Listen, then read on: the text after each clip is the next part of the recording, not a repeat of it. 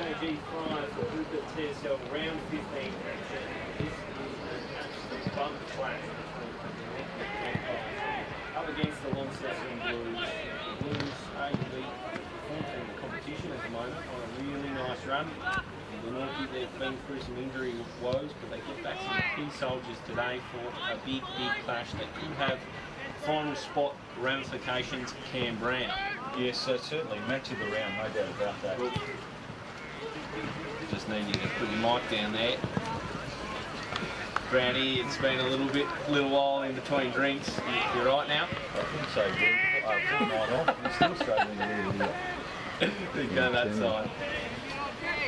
Nothing like preparation. But no, really looking forward to this game. Glenorchy versus Launceston, match of the round, no doubt about that. And Launceston have snuck up. Gilly, you said that they're the form team of the competition, and I think you're quite right. And when you look at the ladder positions at the moment, Glenorchy just a game clear of Launceston. Launceston have a better percentage. So we probably thought 4 or 5 weeks ago that it was the top 3 was cemented. But if Launceston can win today, they're very much in the hunt. And of course, the last time these two teams met at this very ground, Launceston an upset 26-point win. So they'll go in with a lot of confidence. Absolutely, they will. We might get up the teams and have a look at the two teams that are running out today, because I did speak about Glenorchy's injury woes, but they get back some key soldiers today, don't they, Brownie? They certainly do, and none bigger than Jay Bowden, who's come back into that team. So he'll be a terrific acquisition for them. We know what he can do. Reeves straightens them up a little bit at centre half forward. So I think they got 4 back in, which is really good news for them. Zach Webster comes onto the bench, but it's a nice looking back half of mine. Harrison Gunther's been in some really good form. One of their better players last week in what was a disappointing loss to North Launceston, but they were very injury depleted right across both their seniors and the development league. Gilly, I think at one stage they had about 13 or 14 out, so across those two teams. So their depth's really tested. Like the half forward line too, though, Callan Daly, he'd been terrific all season, hasn't he? Played really well too in the under-25 game, and Grace gives him a target up forward. Yeah, Grace is going to be a really interesting matchup. Last time Jake Smith played on him and did a really good job. We might get to the Launceston team and look through a Blues lineup that's been getting the job done regularly in recent times. A big inclusion in the last couple of weeks has been Dylan Riley. Yeah, well, since coming across, Dylan Riley had some time out of TSL footy, but's come back in. We know he's a goal kicker. He's been a versatile player, hasn't he? He can run off half back. We've seen him in the midfield and the wing, but predominantly Mitch Thorpe has used him in the last couple of years at TSL level as a deep forward. He's very crafty, very good at ground level, and also a difficult matchup in the air. So I like a look at their forward line in terms of Mitch Thorpe too. Jay Blackberry, we know he can kick goals. Harper's been one of the informed players of the competition. So they're starting to get some really good players back into the lineup. Liam and Bristow, it's a pretty formidable on-ball combination. A couple of good youngsters in either midfield that have had really good years. Fletcher Seymour for the Blues had a top year, and for Glenorchy, we've talked about him nearly every time we've called the Magpies. Ben Camerick. Yeah, Ben Camerick, it was such a shame that he was injured for the under-25 game, because he was one of the informed players of the competition. So his breakaway speed, his ability to win the ball on the outside of the stoppage, and he's got smarter by foot over the journey. So he's had a terrific season, no doubt about that, and he'll be pretty prolific, I would have thought, in the game today. Who was the other Launceston player you mentioned? Fletcher Seymour. Yeah, well, Fletcher Seymour has been a bit of a surprise packet, I would have thought, since coming across from Clarence, and even in some of the media awards, he's featured quite prominently in the top 3 or 4 at the moment, and a difficult matchup. He runs pretty hard, he can win it inside and outside, and normally a pretty good distributor. So who are you backing today, Brownie? We look through these two teams, pretty evenly matched. Stars across most lines for both lineups. Where do you think it's going to be won and lost, and who do you fancy? I think just the fact that it is being played at KG5, having said that, Launceston, the ground holds no fears. But I think it's just a really important game for Glenorchy. Perhaps they've been building for this one. I like the ins that have come into the team this week. I think it'll be a close game. I think it'll be under 10 points, but the pie is just for mine.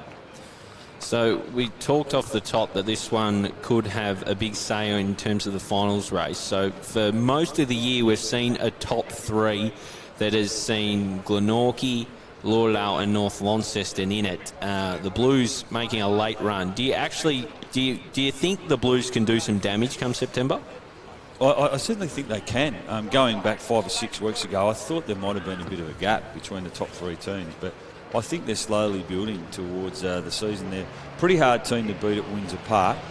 Certainly on their day, they've proven that they can compete with the best teams, which is great for the competition because we probably thought it was the top three coming from there, but I guess it's really important. It's the classic 8-point game, isn't it, today? Because if Launceston can get the win, they're right in the mix for the top three. But having said that, if they do lose, suddenly there's a 2-game gap between them and Glenorchy, and then it might be a bridge too far for them. History would tell you that you've got to be in the top three to win the TSL Premiership. So Glenorchy make their way out onto KG5. The ground looks in reasonable condition after an early morning downpour. The rain stayed away for the moment at least. The sun just peeking out behind the hills behind KG5. Launceston already out and warming up. We're not far away from live action here at KG5. Brownie going with the hosts by a slender margin. I'm gonna back Launceston here. I think they'll get the job done. I think big day out for Joby Harper. I've liked his year so far. He's one of those big body tall midfielders that are really in vogue in the modern game, and I think he might have a day out. But I think the midfield battle is going to be crucial because there's stars on either side, and either team that can get best look at things will probably take a strong advantage tonight. We'll certainly get a good gauge of where Launceston's form's at because they're playing Glenorchy, and then next week they've got a clash at Windsor Park. They're hosting Lauderdale, so that'll be an absolute ripper as well. So a good fortnight of footy coming up for Mitch Thorpe and his team to gauge exactly where they're at this time of the season. What about the broader comp, Brownie? Do you think Lauderdale are still clearly the team to beat, or after North Launceston's dismantling of Glenorchy last week, do you just reforecast the touch? I don't think Lauderdale have been in a better position to win the TSL Premiership, in my opinion. They've probably been building for a couple of years, haven't quite got it done on the big stage in the last day in September, and in particular a couple of years ago they had a really disappointing grand final. I thought they were better last year, but you just think this is their time to hit it. I would have thought North Launceston have been up for a long time. The fact that the grand final is being played down south, that probably helps Lauderdale in some respect as well. But so I've just got them marginally ahead at the moment, probably from North Launceston, the Pies. And then these two are probably in the next chasing pack, so it shapes up as a really enticing tussle here today at KG5 as the two skippers make their way back to the huddles. The umpire out there, he's struggling to cope with the cold condition, must be said. It is pretty chilly here at KG5 and the wind doing a bit, and it's always a bit hard to pick up what it's exactly doing out here. So it's very muddy in the centre too, so no doubt they'll throw that up, which will please you, Damien. Yes, very, very true. See Sam Rundle still out of this Glenorchy side. Of course, he would have been coming up against his old team today. He'll make his way into the box. Glenorchy, it's their centenary year, a massive year for the club, but it's just been one that's been cruel by injury. They've had key players go down throughout the season. They just haven't had their best run at things, have they? And Paul Kennedy's had to really test his depth. I think that's the most underrated thing in footy, is to be able to have a fit and healthy list at the business end of the season, because you need some luck. We even saw at the AFL a couple of years ago, Richmond hardly had an injury, did they, going into the final series, and they were the best team, no doubt about that, in the second half of the season. But able to have a nice run at it is certainly underrated, and both teams will be looking to try and get some continuity into their team and their players and their structure, so that when we hit the finals in a couple of months' time, Gilly, there's some real great cohesion among the different teams. Couple of quick ones for you, Brownie. Umpire Joel Harris officiating today out in the middle. He's got those white boots on, and would you believe he has JH and an Australian flag on his boot? Is that right? He does indeed. Good intel. Where'd you get that from? Chris Rowbottom last time spied it. We were down at the tip, and I just thought that was a brave choice. A brave choice from umpire Harris, but he'll have to really be on top of his game if you're running an Australian flag and initials. We'll notice as well that Glenorchy with the long sleeves out today. Cold conditions has brought a few more to the table. There's a couple out there and a couple on the bench. What do you make of the long sleeve? Are you anti-long sleeve? I don't mind it. I don't think Clarko likes it, does he? Apparently. Bans it. Hawthorn. So if ever you're going to wear long sleeves, it's today. Just a couple of different matchups too. Looks like Tyrrell is picking up Daly in the Glenorchy front half at the moment. And it looks like Jake Smith has got Aidan Grace too. Did a really good job on him last time these two teams met, and it was crucial in Launceston taking the chocolates on that occasion. Harrison Gunther also got the big job on Mitch Thorpe. Jay Blackberry starting forward for Launceston. So up we go and underway. Leadham battling for it in that muddy centre. Trying to extract it with Seymour. He was going nowhere fast. It'll be rinse and repeat in the middle. Well, those white shorts for the Launceston players won't stay clean for long as it's swatted out of there by Duffy. Gathered by Brown. He's claimed in a Mott tackle, but he gets his kick away. It's bouncing to the outer side. Paul Freeman runs over it. Soccer's off the deck. It might be one of those days. Blackberry tries to gather the footy. Arnold gets it out there to Webster, loses it. Riley's bundled over. Now he's got a problem. Umpire says, I'll have it. Josh Arnold looks like he's picking up Jay Blackberry. So up it goes again. Leadham brings it down to Bristow. Shakes and sockers. That's a good diving slips catch. Nicely done by Trad Duggan. He spots something up. It's Webb. He likes to get going. He kicks and losing his footing at the crucial time was Malucci. He's still sniffing around it. On hands and knees, feeds it out. Couldn't quite find Bowden. They come away with the footy now, the Blues. It's with Paul Freeman. He's got a job to do. Looking out there for Holt. It's taken away from him. Kicked the other way with real purpose. It's Tuttle. Couldn't quite gather. Bowden gathers. Back inside. It's being moved down the wing quickly now by Launceston. And it bounces out of play for a throw. Far side here at KG5. Alec Wright with the clearing kick out of the back half there for Launceston. Improved play, Gilly. He's had a good year, hasn't he? So the ball to come back in. Be a good ruck duel today. Leadham and Duffy. Duffy just down at the full. Looking for Camrick. Very, very solid combination. Couldn't find him on this occasion. Instead finds the boundary line. So 2 and change gone. And this tantalising tussle. Neither team able to trouble the scorers just yet as the ball comes in again. Duffy over the back. There it is. The trademark knock on for Camrick with a burst and a booming boot. He kicks in the direction of Bowden. Just looks to punch it and gain territory. And he does. Jack Tuttle with the job on Jay Bowden, it looks like at the moment, Gilly. Interested in the rucks today. Duffy against Leadham, two of the better ruckmen of the competition, battling it out. So the ball back in again. There they are, the two rucks. That one was won by Leadham. It was almost out there for Dilger. But it's helped over and it'll be yet another throw in. So an arm wrestle early doors. Interesting to see Sam Reeves warming up on the sidelines with a dressing gown on. So the ball comes out the back, gathered by Camrick with a little burst. Nice kick just over the head of Grace. Invited in Smith. His kick didn't get much of a journey. Taken away by Daly. He's done well to feed it out to Arnold. Arnold now inboard. Looking for Bowden. Bounced ahead of him. And works its way out. You mentioned Daly did well. He did because he was so clean then. He was able to pick it up and handball to his teammate. He drove it forward. Glenorchy get another opportunity here. So the ball to come back in again. A shallow throw. Duffy swats it over the back. Gathered by Webb. His kick off the left wasn't fantastic. Shanked out of play. Webb, one of those players back into the lineup today, Gilly. Gives them a real burst of pace, doesn't he, James Webb? Been an underrated player now for a couple of seasons. So the ball to come in once more. Round Glenorchy's goal. Down off hands from Duffy. Sniffing out the back was a Glenorchy player in Blowfield. And he's helped it out of play. Stalemate at the moment. The team can't really get some continuity with the ball in hand. It's pretty scrambled. Players under pressure.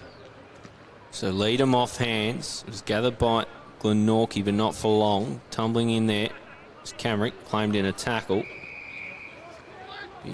Yet another stoppage. So a real arm wrestle early. They've got the territory battle here, Glenorchy, but yet to stack it on the scoreboard. Camrick feeds out the hands. Comes off blue boots and into the arms of Holt. So Holt now sizes it up, looking for Taylor. Arrives on the scene, can't bring it down. Feeds out a handball, almost for Banksmith. Tumbling in was Will Atkin. Comes out the Blues' direction. And Trad Duggan's there as goalkeeper. Holds up a bit in the air, but finds its intended target in Webster. Piercing ball, off hands, almost gathered by Bowden. They'll slap it out of there. Webster agriculturally off the deck, through the fingers of Malucci. Back the other way now from Boyd, looking in the Thorpe direction. Holding, says the umpire. Used all his experience there, didn't he? So Thorpe Great kid. finds Riley, and that was a little too easy, Cam Brown. Smart, wasn't it, from Thorpe? Used all his experience on the lead. Won the infringement from Gunther, and then he just lowered his eyes and waited for Riley. Some good chemistry. They've played a fair bit of footy together, these two. So Dylan Riley back in to this Launceston side. A side with some momentum. In comes Riley. Gives it a ride from the right. He's happy with it. Straight through the middle. Launceston draw first blood. He's also had that unusual kicking style, in particular the ball drop, but it's worked out pretty well for him, particularly in the latter half of his career. And a nice set shot, nice finish. He's a handy player to come into the lineup halfway through a season, isn't he, Dylan Riley? Well, he's a star, isn't he, really? He's played very, very top quality TSL footy for a number of years, and he comes in to this side just on the edge of the business end of things. So back in the middle again, Glenorchy, nothing to show for a long time inside their 50. Launceston go down the other end and make it count. So up the ball goes. Reeves having a stint in the ruck. He's bested this time by Leadham. They eventually feed it out. Camrick just shoots out a handball. One-handed pickup. Wasn't a bad effort at all from Jaden Hines. Tumbling ball through. Camrick again pounces on this one. Hands off. Sat in the air a little bit from Gunther. Is pretty clever in the end just to tap it out. But Fletcher Seymour will bring it away and kicks in the direction of Riley. Riley taps down for himself. Comes out for Holt. The goal sneak. Gets a kick away off to the right. Gee, it wasn't a bad effort. Once again, Launceston just working it forward. Tell you what, Fletcher Seymour is already absolutely covered with mud as the ball comes out off the boot of Webster and finds Camrick, who's been busy. He has been busy early, particularly by hand. So Camrick onto the wing. Gunther the target over his head. It bounced off the bonce of Daly. It's gathered by Hines. He's got an issue now. They tumble on top. Got him. Holding the ball. It's a good tackle from young Will Atkin. So Will Atkin has geared offering on. Ignores that originally. Eventually finds its way there. So geared. A little one over the top for Banksmith. Banksmith now chisels one and finds Daly around 50. So a little too far out for Daly. Pops it over the top for Bowden, standing in the way. It was a really good job from the Launceston defender. Can't quite pick out who it was. 2-on-1 on that occasion for Jay, so it was always going to be pretty difficult. But I thought they worked their way nicely across the wing with their ball use, Glenorchy, lowering their eyes and just hitting up a teammate in space. It was young James Gillow on that occasion. The ball is squeezed out from Taylor, but there's a whistle. Be coming back the way of the Blues.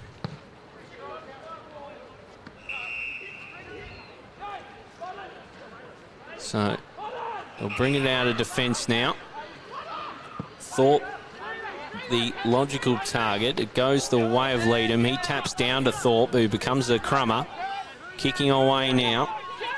It was almost there for Lucas, but it's with Arnold, who's ever reliable by foot, onto the chest of Gunther. Gunther for Reeves. Has a bit of space, uses it well. He can just chip over the top to Webb, ignores that, and now it's being closed down. So where's he head? In the Grace direction. Just over him. Geez, he's a good mark of the footy. Turns and burns.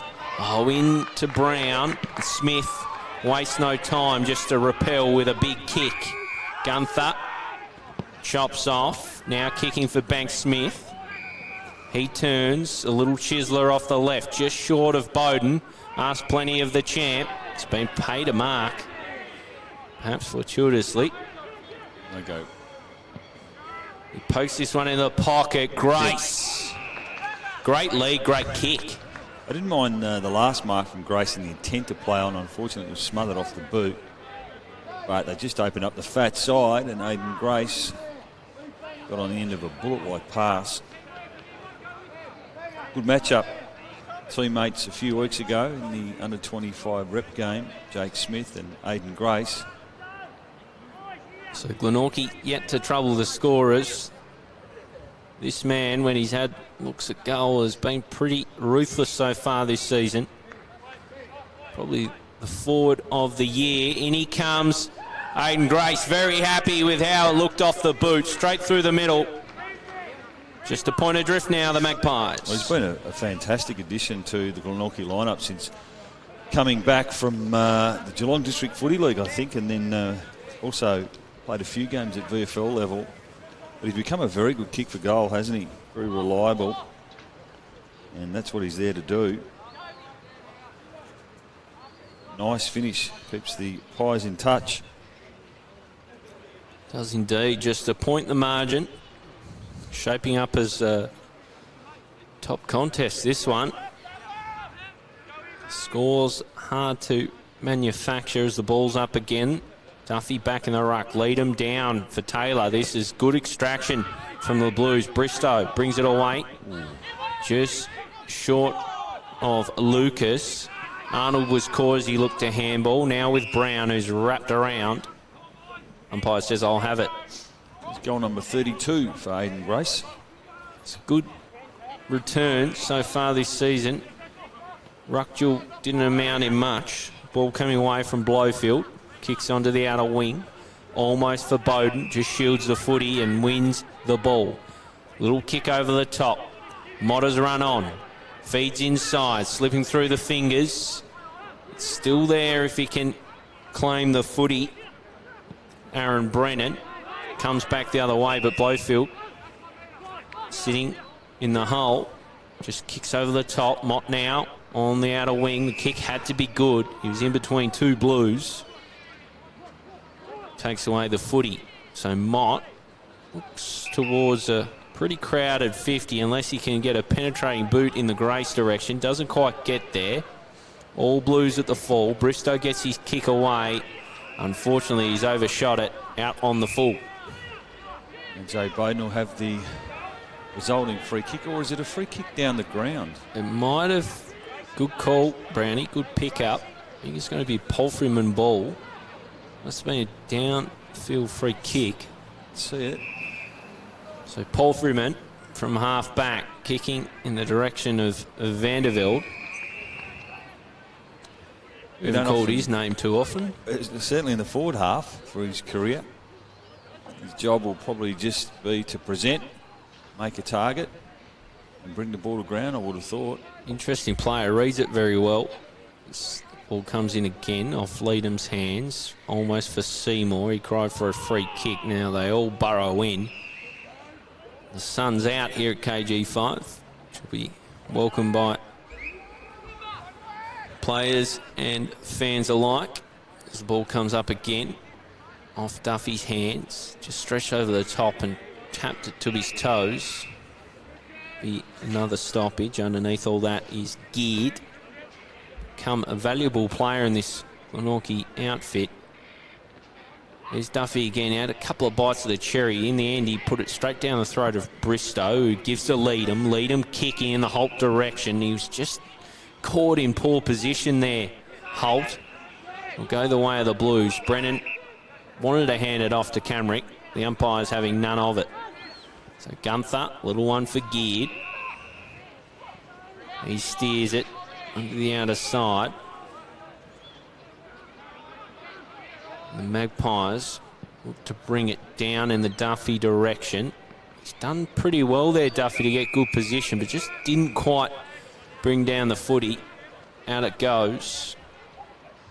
So 1 point the margin here, the way of the visitors. Haven't had too many forays forward, though, the Blues, have they, Brownie? No, they haven't. Quite clean when they did get it in there. So over the top from Leadham, caught was Taylor.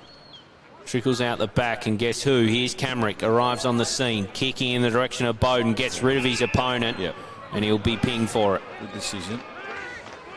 So the ball to come away from Tuttle. How does he spend his free kick? He kicks in the direction of Leadham. Arriving well was right. He brought it down. Now it's time to assess his options. Just kicks it up in the air, and Riley will arrive, as did Brown. Thorpe swung as he looked to get the ball away. Gunther's had a lot of the footy. Feeds into the middle from Geared. Receives it back. Gunther, really nice stuff on the outer side. Finds Camrick. He could have easily blazed away, but just had some poise with ball in hand. And he kicks deep into the pocket, off hands and out. Oh, in fact, it's been called out on the full, so... That almost too deep, as you mentioned, in the pocket there. I would have liked that a little bit more towards the corridor. Smith, kick had to be perfect. That's got to be 50, doesn't it? Marked by Harper. You would have thought there was fair cries for 50 there. Harper hasn't had too much of the footy so far. No, slow start for him. I agree with that. So he kicks and looks for the man fresh off the bench.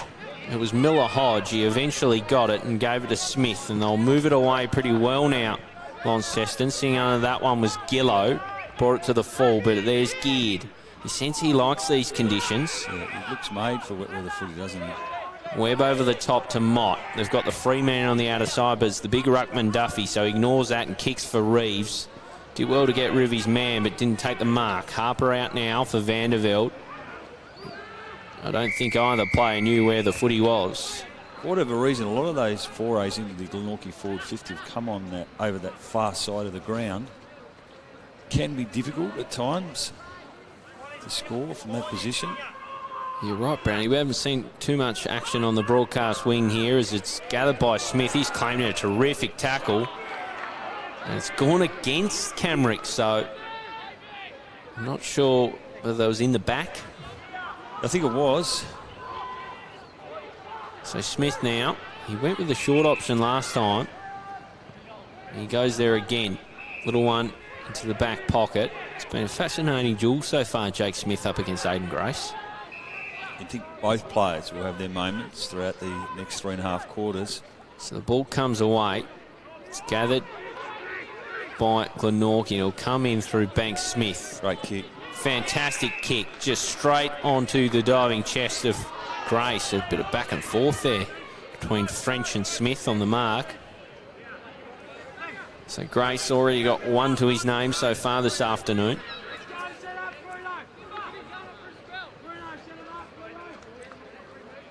He'll line up for his second. It was a really nice kick from Banks Smith.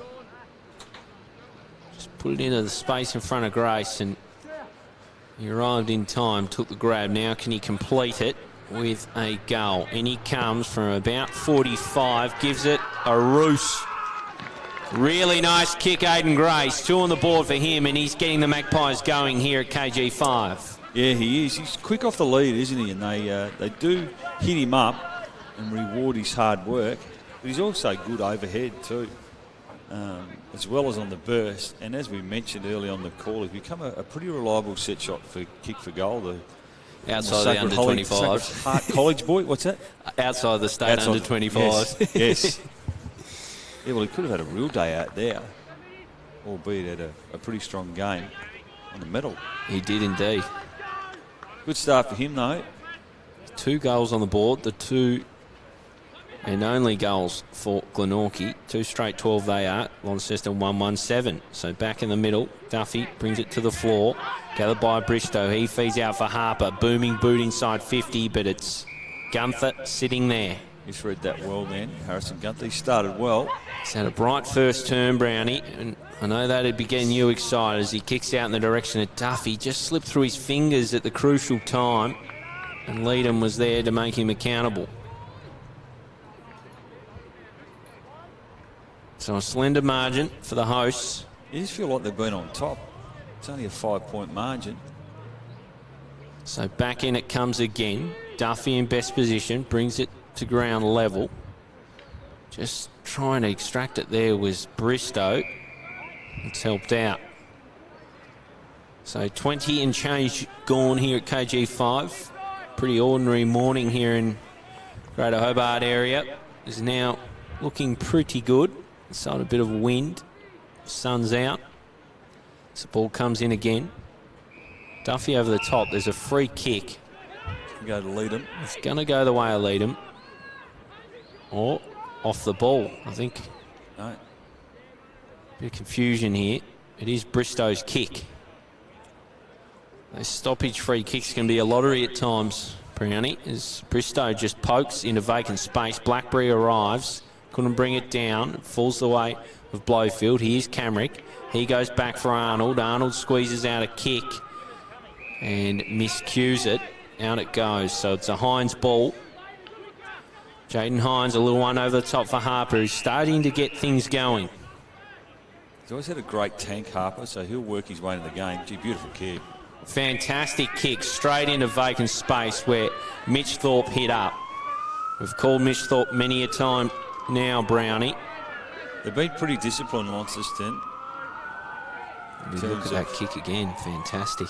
Just allowing the forwards to run into some space. Leading patterns are important in the modern game, and Mitch Thorpe gets a good look at it here from about 45. So Mitch Thorpe, prolific goal scorer. In he comes, 45. Strikes it really nicely. So Launceston hit back. Yeah, he's always been a good set shot for goal, Mitch Thorpe. And that's going to be a good battle between him and Harrison Gunther. It was a beautiful pass from Joby Harper, who had a slow start to this game, but is just starting to build now. Shaping up as a great game. Blackberry predominantly playing that small forward. Gilly, we know he's come back from injury. You wonder if he'll roll up into the midfield or if they're just happy for him to show some forward craft in the inside 50 area. But a good response there from Launceston. So back in front are the Blues, just by 1 point.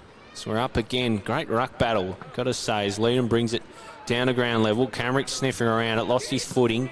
Taylor got away with a footy. Gunther did well to work Thorpe under it. Glenorchy will look to escape. There's a whistle. It's going to go the way of Goodsell.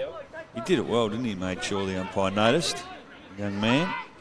So Goodsell has the designated kick out in Webster on. It's a short kick for Geared, but enough on the journey, says the umpire. Webster gets his kick out. Gunther again. He's doing well to work off Thorpe and be a bit of an outlet for Glenorchy. So Gunther ignores Camrick. Instead, opts to just poke one under the wing. Hand it over the top for Mott. Mott, a little one for Webster. Just bowled him straight through the legs. And it's helped out by Brown on the outer side. Would think it'd be a long quarter, Gilly. Just a 4 goals scored. As we mentioned throughout the call, plenty of play on that outer wing. The ball to come back in again. 2 goals, 1 plays 2 goals straight. So they try and squeeze out a kick through Seymour. Ends in the arms of Taylor, but he can only find the boundary. Fascinating tussle. You sense it's one that could be a bit of a nail biter, really. Yeah, we thought that coming into the game today. Certainly early stages would indicate that may well come to fruition. So Daly now brings it away from the stoppage. Just over the head of Bowden, but he milked that nicely, Jay Bowden. Pokes into the middle, Mott with some space, hits it. Not sure that was Jay's best kick. I think it was off the side of the boot.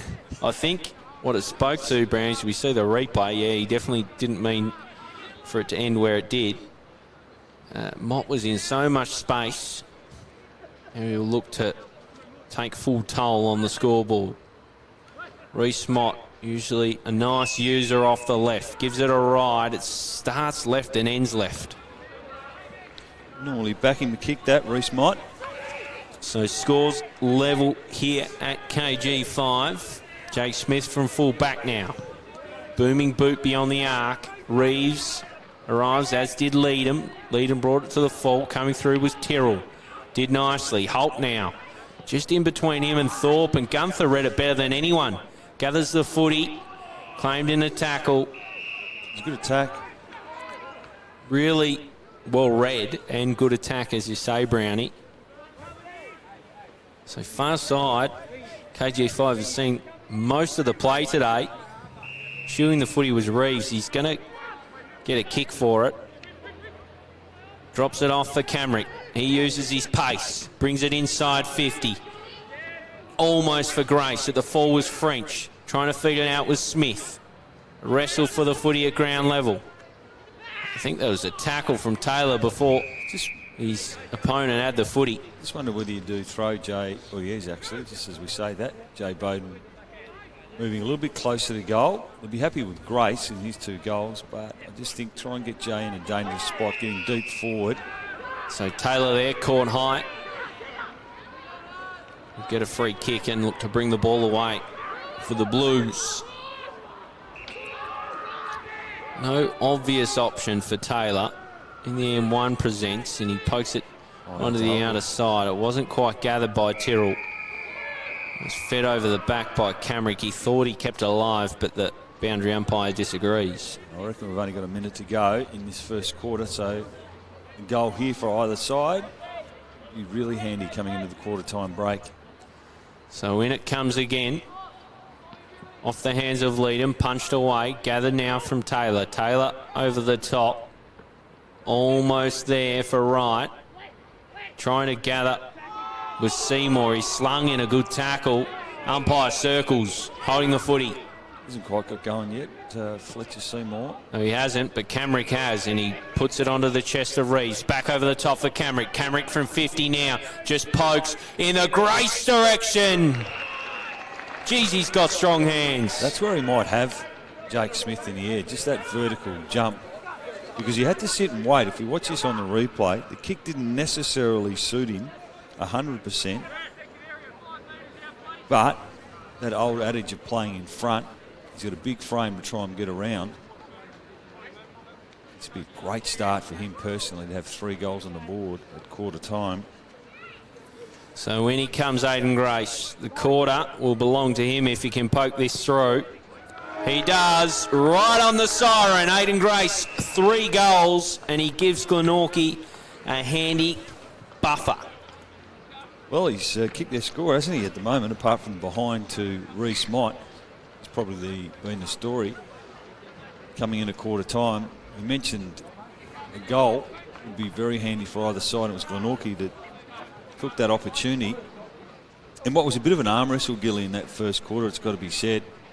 Both teams probably struggled to get some continuity with ball in hand and get some real purpose and run and carry through the midfield. The game started to open up a little bit in the second half of the quarter. Launceston, although probably Glenorchy dominated in terms of inside 50, Launceston did looked quite accomplished when they did get it in there. We saw Thorpe hit up on the lead. Dylan Riley kicked a nice set shot goal, so they've probably got the talent down there to kick a winning score. It may well come down to a battle of the midfield. You see the highlights here with Dylan Riley kicking the first for Launceston. We mentioned Grace, so he had a terrific quarter with 3 goals. I thought Gunther gave some real drive off the back line too. Gillian watched a really fascinating matchup with Mitch Thorpe, and we just saw the power running of Camerick. He was clean early and won a lot of the footy, looked dangerous, and he was one towards the second half of that quarter that was carrying the footy by hand or foot, and looks like he's in for a good game. Still a bit of upside I would have thought for Launceston. I thought Pulverman is probably down by his standards, and Seymour as well. Blackberry's playing predominantly forward, so you think he would have some more opportunities. I thought Joby Harper worked his way into the game since quarter time. They may need to look at Smith on Grace, whether or not they stick with that one. It'll be interesting. Not sure what the other options are going forward for that. But we've got a really tight tussle on our hands at the moment as Glenorchy go in 3-1-19. 6-point leaders over Launceston, 2-1-13.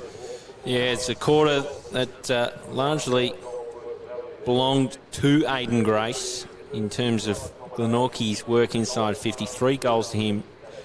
The only scorer for Glenorchy, as we see on the highlights, the last one that fell right on the quarter time siren. For most of the quarter, it was a real arm wrestle and scrap.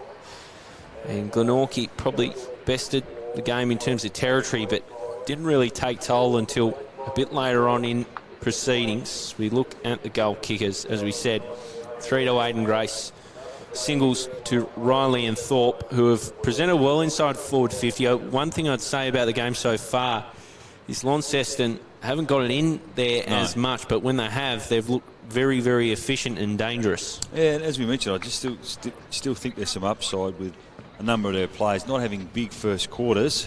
They'll certainly have their say.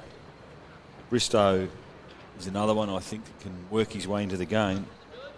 But the ground holds no fears, clearly, for Launceston. They're right in this one. 3rd versus 4th. Plenty at stake, Gilly.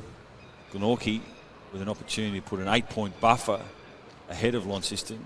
Yet if Launceston win this game today, they'll go ahead of Glenorchy on percentage.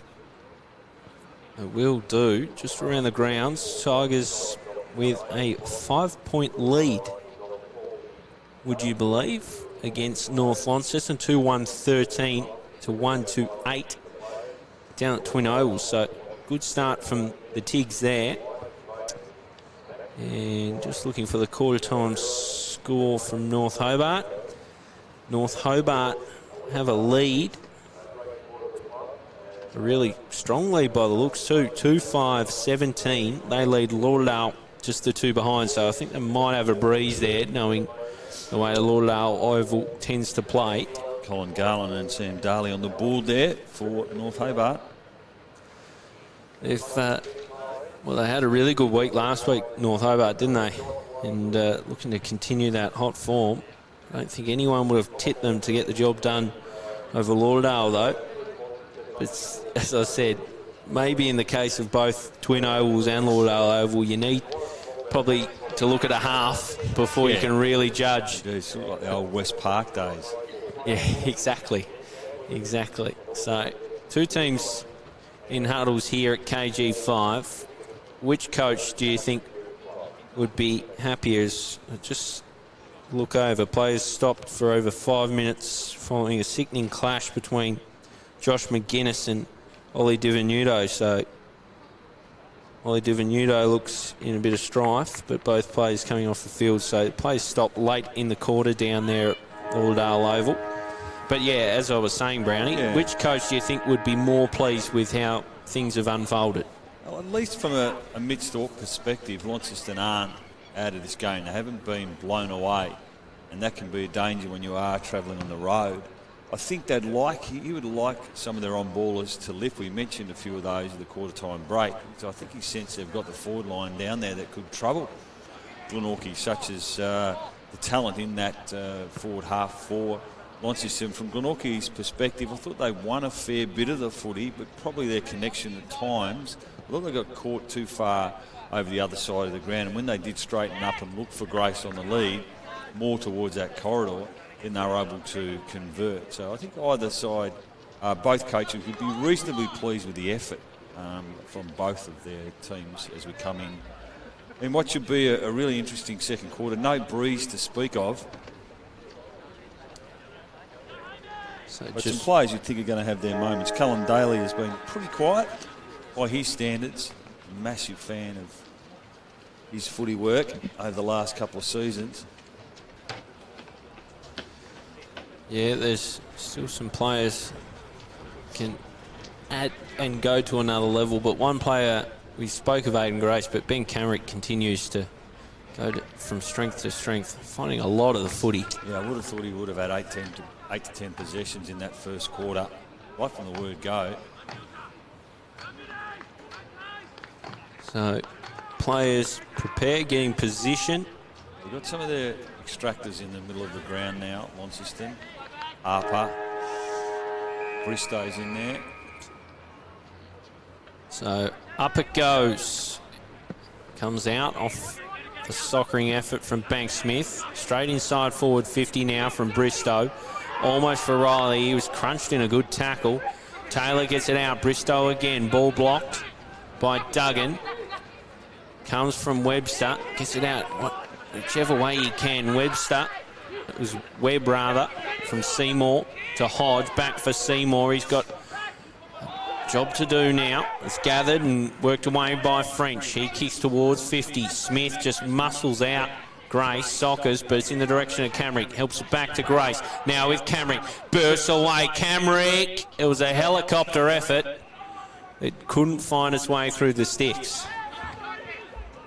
So Launceston breathed a sigh of relief, but only for an instant as the kick from full back asks way too much of Seymour, and it'll be now a defensive stoppage for the Blues. Almost marked it down there for Camrick. He just didn't get great contact. The ball was swirling around. Where you look for Daly in these situations. So Duffy falls away at Launceston on this occasion. Getting out the handball was Brown. Jigging one way and then the other was Gillow. Nicely done over the top from Taylor. They're working it well here, Launceston. Bristow kicking the direction of Thorpe. May have milked a free kick. Riley trying to get onto the footy. Thorpe arrives now. Deals with Gunther. And out it goes.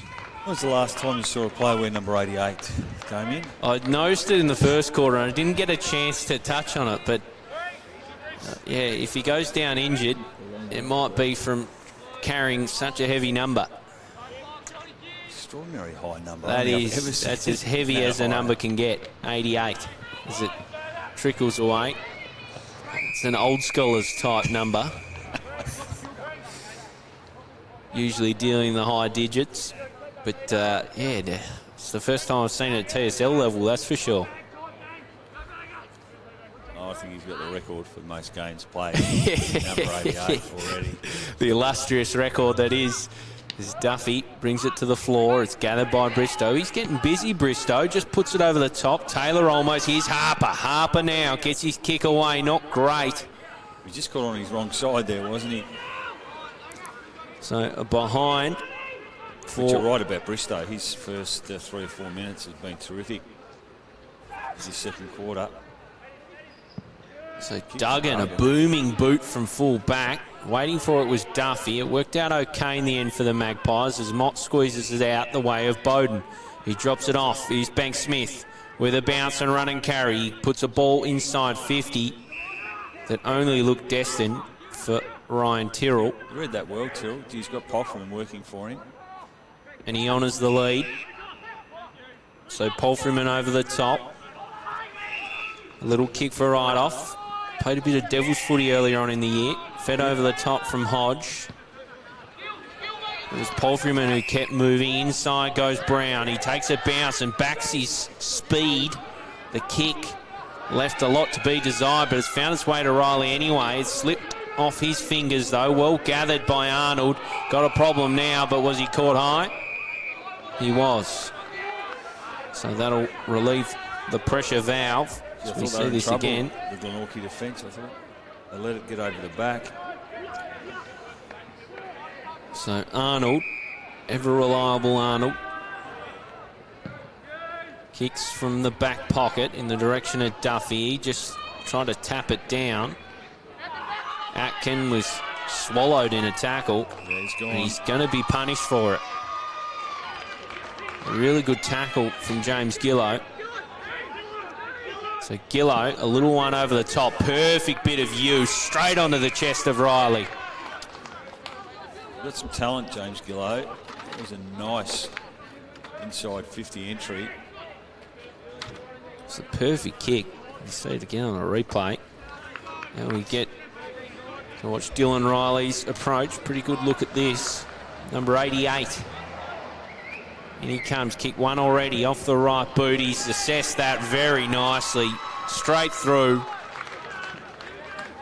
Another for Riley. And Launceston regain the lead. That's potentially the concern for mine from the Glenorchy point of view. I think if Launceston can get on top in the midfield and win that territory contested ball game, look like they've got the forward line that's going to worry Glenorchy. Well, they've been pretty ruthless when they've got it in there. Yeah, their efficiency's been really good and their ability to hit targets inside forward 50 has been really good. He's a really difficult matchup, isn't he, Riley? Because he's very strong and he's good overhead for someone of his size. We saw him at Mariners, the old Mariners in those days. Predominantly played off half-back, back pocket, was a run and carry type player, and he spent some time in the midfield at TSL level. Now, in the latter half of his career, a deep forward. So Taylor now brings it out of the mud in the middle. Kicking in the direction of Riley. Why not? He's running hot. He looks in the direction of Blackberry. It was a strange kick in the finish, but holds at the fall. Clean pickup. Off from Leadham. A tumbling punt. Riley arrives, brings it to the floor. There's Blackberry. Squeezes out a kick just wide and out to the left. It was clever play by Riley. He just read that ball and tapped it to his teammate. Normally get those. Blackberry and that neat left foot kick of his. Thought Geared was pretty good in the first quarter too. He's always reliable by foot. So the kick from back pocket wasn't his best, but made good by your man Gunther. Had a good first quarter himself. So Harrison Gunther, a little one over the top for Reeves. Got good separation on Leadham, but the kick just sold short. Dilger now in trouble. Caught from either side. So the blue elevator doors closed around him. Just outworked Glenorchy in the first 5 or 6 minutes of this second quarter. Their tackling pressure in particular has been really good. So Reeves with a stint in the ruck, lead him over the back. Seymour trying to get to work. He was claimed in a tackle, perhaps before he even claimed the footy. Be another stoppage. Umpire Joel Harris says I'll have it. The Australian flag embossed on his boots. Up it goes again. Fisted away from Reeves, straight down the throat of Mott. He tries to swing out a kick. He just tumbleball it out of there, perhaps illegally. Yes, says umpire Harris, and will go the way of Seymour. You can't accuse him for not getting into the action, Seymour. He's covered with mud as he kicks inside forward 50 now. Duggan set himself and takes a good grab. He's had 2 or 3 defensive marks in the back 50. So Webster, that laser boot, tries to bring it beyond the arc. It was well gathered and burst away from Tuttle. He goes deep with a kick. Bad effort. It was offline. So they extend their lead, but they're doing it in small increments at the moment. Launceston. Sorry, Gilly, they'd be pretty happy with the matchup Tuttle on Bowden at this particular point. The Launceston coaching group, I would have thought. So Duggan long and strong, almost for Reeves, slipped through his fingers. Trying to farm it out was Taylor, just sock it out of there. Here's Seymour, he's starting to get into it a little bit more, feeds out the back. There's a slipping kick that just arrived in the arms of Reeves. He goes back the other way. It's gathered by Dilger. So here we are, a rare 4-8 for Glenorchy, and they're on. Here's French, inside 50, only the goal to aim for. And he does the job. So French, their first look at things here, Glenorchy, and they put it straight on the board. That's a man who knows his way around the forward 50. That's been quintessential Clinton French, I would have thought, throughout his whole career. He played on straight away and had the confidence in his kicking and his forward craft to kick the goal. Well done. You've got to do as a small forward, and he's done that throughout his whole career, Clinton French. Handy one for the Pies. Just thought Launceston was starting to build a little bit. Signs of what happened for the Blues in the first quarter there, really. A lot of territory for the Blues on that occasion, and Glenorchy go and put it on the scoreboard. Free kick's going to go the way of the Blues against Reeves for blocking in the ruck. Leadham just throws it on the boot, kicking for distance. Hold at the full, doesn't quite get to him. It was fisted away by Gunther. Webster now needs to be sure by foot, just short of Mott. He should be able to mop up. Feeds to the outside runner. Didn't have a left foot. As Blowfield squeezed out a kick, but it went out in the full. So Mott somehow trying to convince the umpire it's a Magpies ball. I'm not sure how. Oh, it is. So must have just touched the Lonnie boot before that as Mott. Great bit of use straight in the middle, opens things up. Gear just a little too much on the handball and slowed things up. It's over from Gunther. It's with Brennan now. Brennan, long raking boot from behind. It was a good contest provided by Bailey Bester. You're right about the kick from Mott. It just opened up the corridor brilliantly for Glenorchy, and they're able to whip it round the other side. So the ball back in again. Leadham brings it down. Gathered in there by Glenorchy, and it's that man Camrick again with a burst of pace. He kicks in the direction of Bowden. Did well to get rid of his opponent, but didn't take the mark. Bester now tries the miraculous. And it's out in the full. So a 3-point margin, the way of the hosts as it stands. The difficulty I think Glenorchy have got is Grace is doing so well as that deep forward. But I think they'd love to get Jay Bowden into the game. Might just be worth him as the deepest forward just for 5 or so minutes to try and get him into the game a little bit. So big kick beyond the defensive arc. Vanderveld underneath it. He's got a problem now. He probably has to get it out. He does in the nick of time. Comes to Bristow now. Harper. He gets ridden on top of, and Julie gets a free kick. So it was Reeves. It was just a little overzealous there. Went for a ride on the back of Harper. He's now going to get 50. So I don't think Paul Kennedy would be too pleased in the coach's box. Thorpe and Riley be the targets here, I would have thought. So Joby Harper inside 50, kicking in the direction of Riley. He arrives, nearly took the grab. Gunther now claimed in a tackle. So forward 50 stoppage for the Blues. Maybe worth just putting Callan Daly on the ball too for 5 or 10 minutes. So a big fist out of there by Thorpe. Sniffing around this one is Riley. And it goes again. Hasn't quite got going, has he? He hasn't, Cal Daly. You get a little bit spoilt by Cal Daly because he just does it so regularly. But yeah, he's been quiet so far as it comes out the back. Here's Riley. Couldn't quite get ball to boot. And it runs out of play. So the Blues, with good territory dominance, yet to pack it on the scoreboard as it comes in again. Thorpe doing the ruck work. Down for Harper. He tried to get a kick away, was claimed from both sides by Black and White. I've got to say, been pretty well umpired this game, I would have thought, Gilly.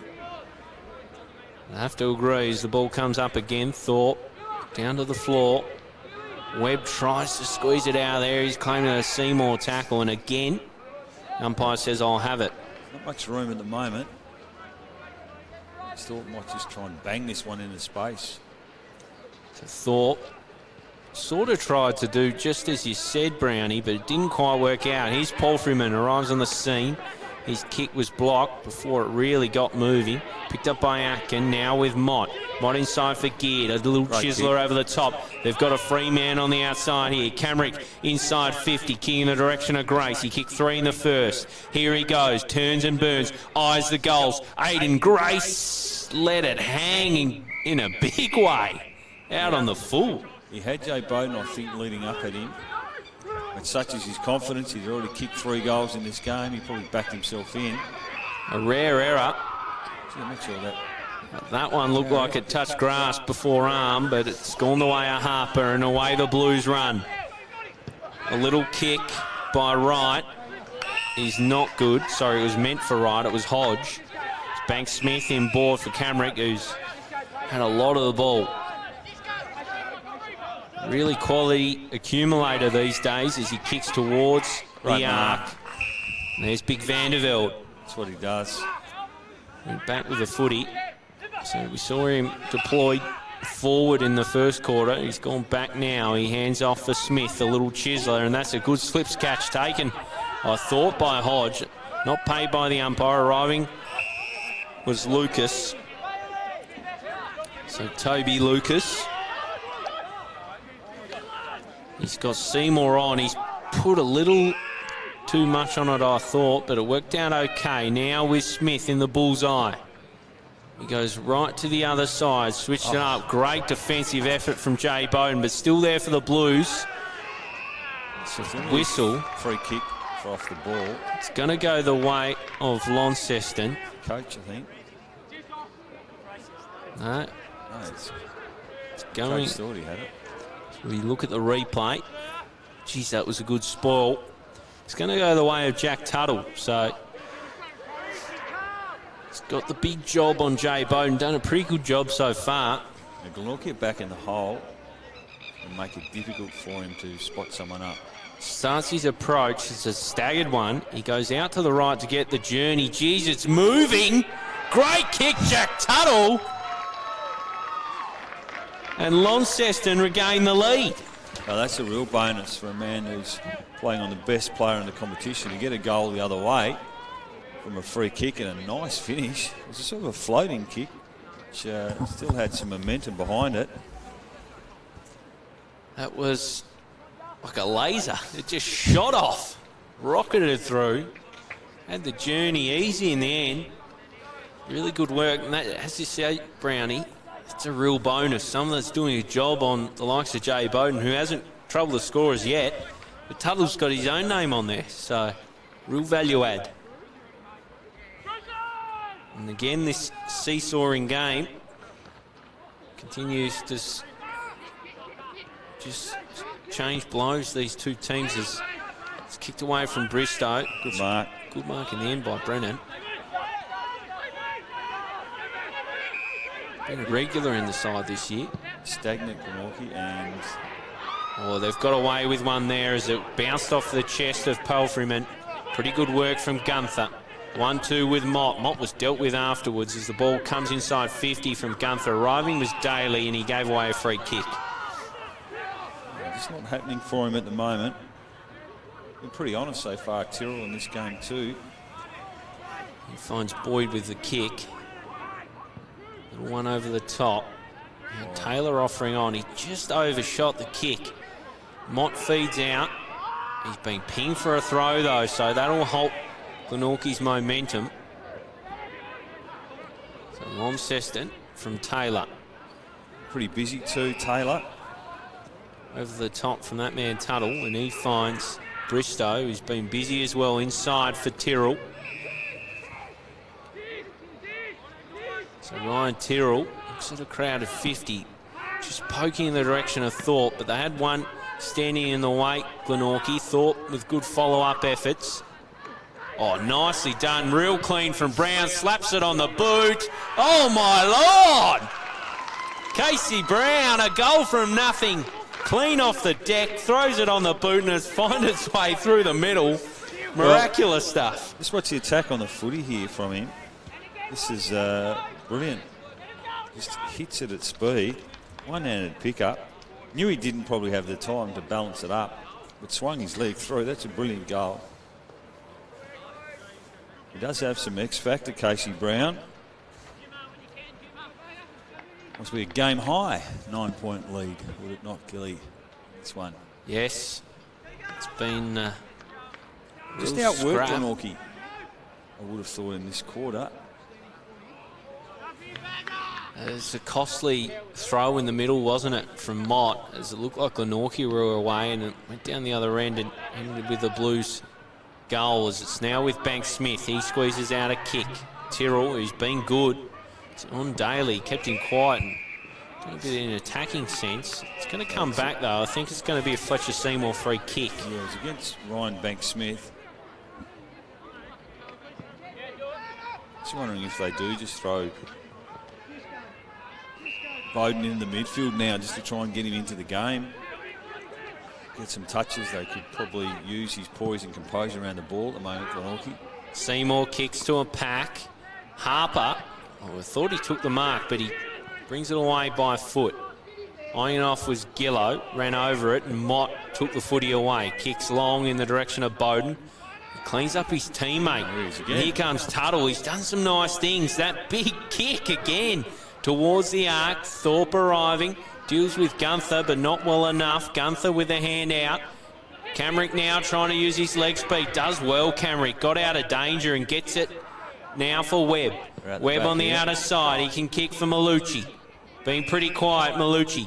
Has his ball blocked. Can he mop up? Just inside the boundary. Malucci squares it up, looking for Grace. That's out of bounds, I believe. It's going to come back. Frustrating for Glenorchy, as it looked like Grace was going to line up for his fourth, but come back to be thrown in by the boundary umpire. So 20 and change gone. As we look around the grounds, slender margin for Lauderdale, so clearly a breeze there, Brownie. 21 plays 18 and 25 plays 10 down at the Twins. That game the favour of the Tigers at the moment. Robbie McManus with a couple for Lauderdale. So the ball comes in again, off Leadham's hands, punched away. It's gathered by Boyd. He was clipped high. Duffy not happy. It looked high. Kicks over the top for Taylor. He can get moving now. Taylor over the top can find big 88. There he is, Dylan Riley. Over the top for Gillow. He'll return the favour. Here comes Riley. Just gets his kick away in the nick of time. Holt now picks it up.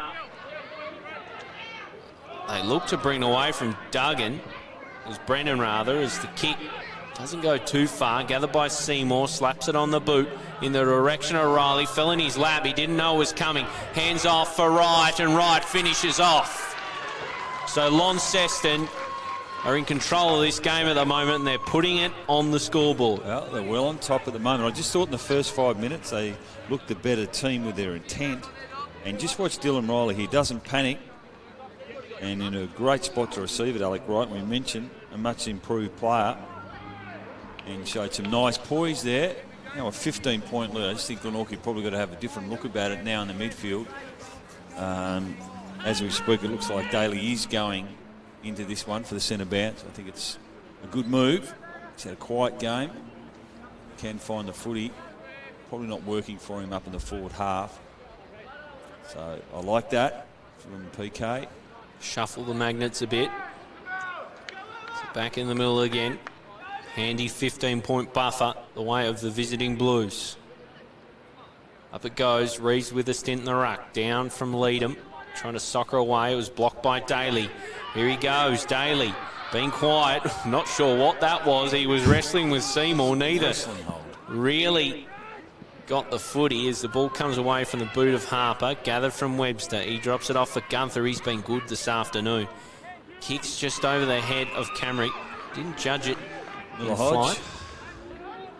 Hodge in board for Seymour. He's had a good quarter, Brownie. Seymour off for Hodge.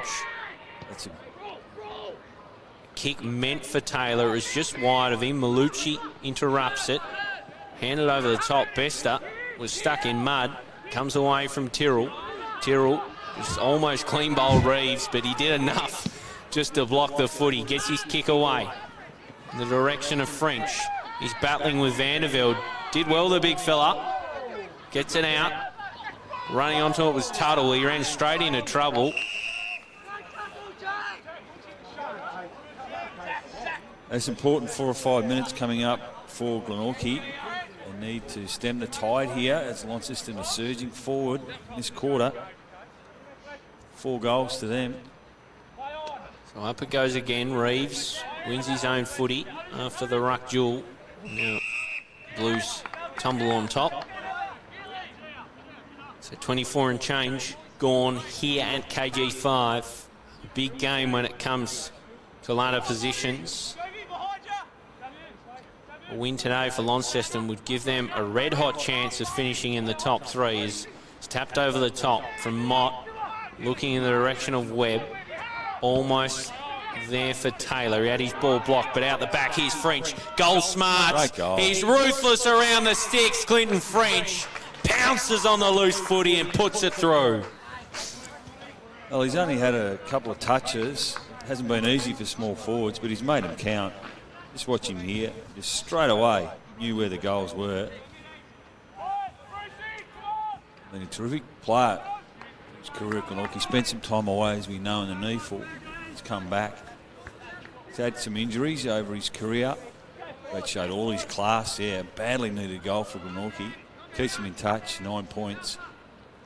It's important, Brownie. Just the 2 goal kickers so far, Glenorchy. 3 for Grace, 2 for French.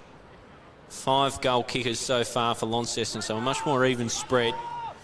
Push Jay deep to try and give him a chance. So Reeves down out of the ruck. Here's Seymour. He's got busy in this quarter. It was good follow-up effort from Reeves to bring him unstuck with a tackle. They now wrestle for the footy as the Glenorchy supporter base cry for a free kick. Probably could have been holding the ball. Glenorchy lifted their work rate the last few minutes. So up it goes again, down from Leadham. Here's Daly. He ran into the wall that is Harper. It's going to go the way of Glenorchy for a free kick. Bank Smith, a chiselling ball onto the chest of Bowden. He met it with speed, a great lead and a good kick. He can move over the top for French. Yeah, great play, wasn't it? He would have been quite entitled to get himself in the game and have a shot from 50. But he saw Clinton French. So French has kicked 2 in this term. Kicks this and he can cut it to a 3-point margin. Which is big for Glenorchy, considering a large part of this quarter they've been a long way second best. The hand will go up here if Frenchy can kick this. So Clinton French off the right, he pokes it out to the right and it stays there. A minor score. So 2 goals, 1 for French in this quarter. The margin now 8 points. He's looking to switch it, Miller Hodge, but he'll go down the line. He kicks to a pack and Vandervelde tried to bring it down. It just went beyond him. Here's Seymour again. Hands it off for Bristow. Bristow misses the handball for Lucas and finds the boundary line. Well, we mentioned it just before the quarter-time siren that either team, if they could score a goal, would be invaluable. Same old cheer, I would have thought, deep into the second quarter. Comes in again off Reeves' hand. It was swallowed away by Gear. Gathering now was Dilger. It was well read by Vandervelde. Just got away from Bester and took the grab. And Miller Hodge did the right thing by running past the handball, but he wasn't quite settled, Vandervelde, to give it off. He's always had an interesting ball drop, but it ended well. Came to Gillow. Off now for Bristow. Bristow, little pokey ball, almost there for Thorpe. He couldn't quite take it. Gunther's done a good job on Thorpe. Tackle. Yeah, it's been a great battle. So seesawing tussle this at KG5 with plenty riding on it as the ball comes up again. Thorpe shielded the footy, found Blackberry, been pretty quiet. Gets his kick away in the direction of Riley. Yeah, they've resisted the temptation to throw him into the midfield. Blackberry, we know how damaging he can be with his run and carry and his lethal left foot kick. As we mentioned, and out of the game for a while, the knee. So the ball comes in again, wrestling with the rucks. Thorpe paddles it out. Harper just tries one off the deck, but it Doesn't end up anywhere near goal. Duggan Sockers for distance. Driving was Riley. He gets it out for Paul Freeman. Paul Freeman gets separation, kicks long and towards the square. Thorpe and Harper. Neither could take the footy. And out it goes. At the ticking of 29 minutes, though, I wouldn't have thought there'd be a lot of time left in this quarter. So in it comes again. Thorpe over the top. Bristow punches away. Reeves just gets it out of danger. Bester dealt with by Hodge. Gathered by Paul Freeman. He kicks deep, looking in the Thorpe direction. Riley arrives. Gunther now got a rider tackle. He's crunched. Cries for dangerous tackle, I think. Walking trainer, Carl Jones, by the sound of it. Gunther has gone up a bit worse for wear. Looks okay to continue. Off the hands of Reeves. Bristow and Camrick. Squirts out of handball as the siren sounds on a fascinating second term. A term that in a large part belonged to Launceston. But Glenorchy are still in touch, just 8 points adrift as it sits. 5-32. The Blues 6-4-40 as we have a look at some of the highlights from that second quarter. Yeah, well, this is a really smart goal, wasn't it, from Dylan Riley. Don't always see them kick from here. Just assessed it really well, didn't he? He's been pretty good with his 2 goals. He's looked dangerous. You know, he's got great forward craft. And they won the quarter, obviously. Launceston 4-2. They'll take an 8-point lead at half time. Devonport just thought their work rate was up early on in that second quarter, and they continued it right in this game. Some of the prime movers for Glenorchy haven't quite got going. Now, what a goal this was too, Gilly. Cuddill, who's got the job on Jay Bowden, and this one just sort of floated through, didn't it? Just kept going through the air, and that was a real bonus. And then we saw a brilliant goal from Casey Brown. This might be the one coming up on screen now, is it? Yeah, it was. So it was. It looked like going Glenorchy's way, and then came in, and Brown just arrives from nowhere really here. You see him at the back of screen. He just pounced on the footy and just slaps it on the boot. Somehow, pretty miraculous that it found its way through. And at this point, Brownie, Launceston were playing with real purpose, and they got getting away from Glenorchy as Wright put on their 3rd in a row. And then we saw the important finish from Clinton French just to keep Glenorchy in touch. And just watch him here, just sits off a little bit, finds the open ball and has the composure to steady and kick a badly needed one for Glenorchy, which just kept them in touch. But Launceston, as we mentioned, with a 4-2 second quarter, gives them the ascendancy by 8 points. It'll be a pretty tight game, though, you would think, in the second half, Gilly. A really good contest so far. 2 goals in that term from Clinton French. 5 goal kickers for Launceston, 1 from Riley in that quarter, a ripper from Tuttle, a ripper from Brown, and Wright also got on the scoreboard. So that's the equation as we sit here at the major break. We'll have a brief break from commentary now and be back with the second half. Stay with us. It's a ripper.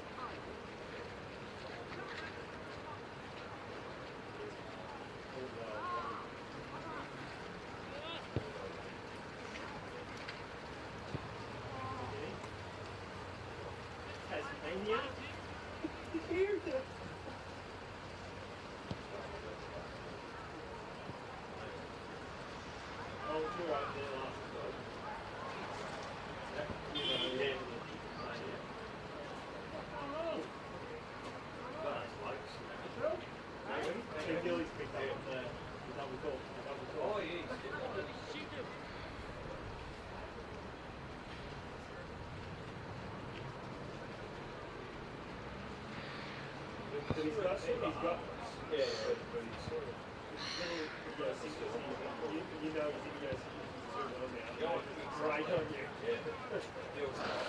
Every time.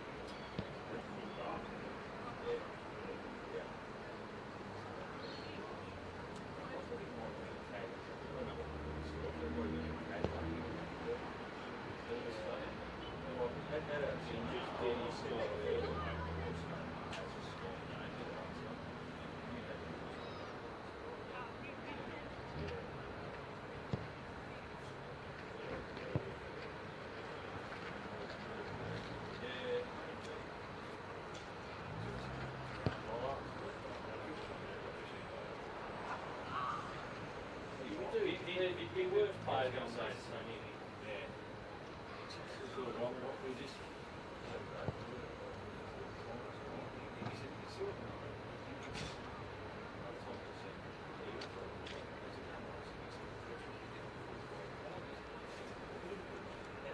We missed a couple of ones.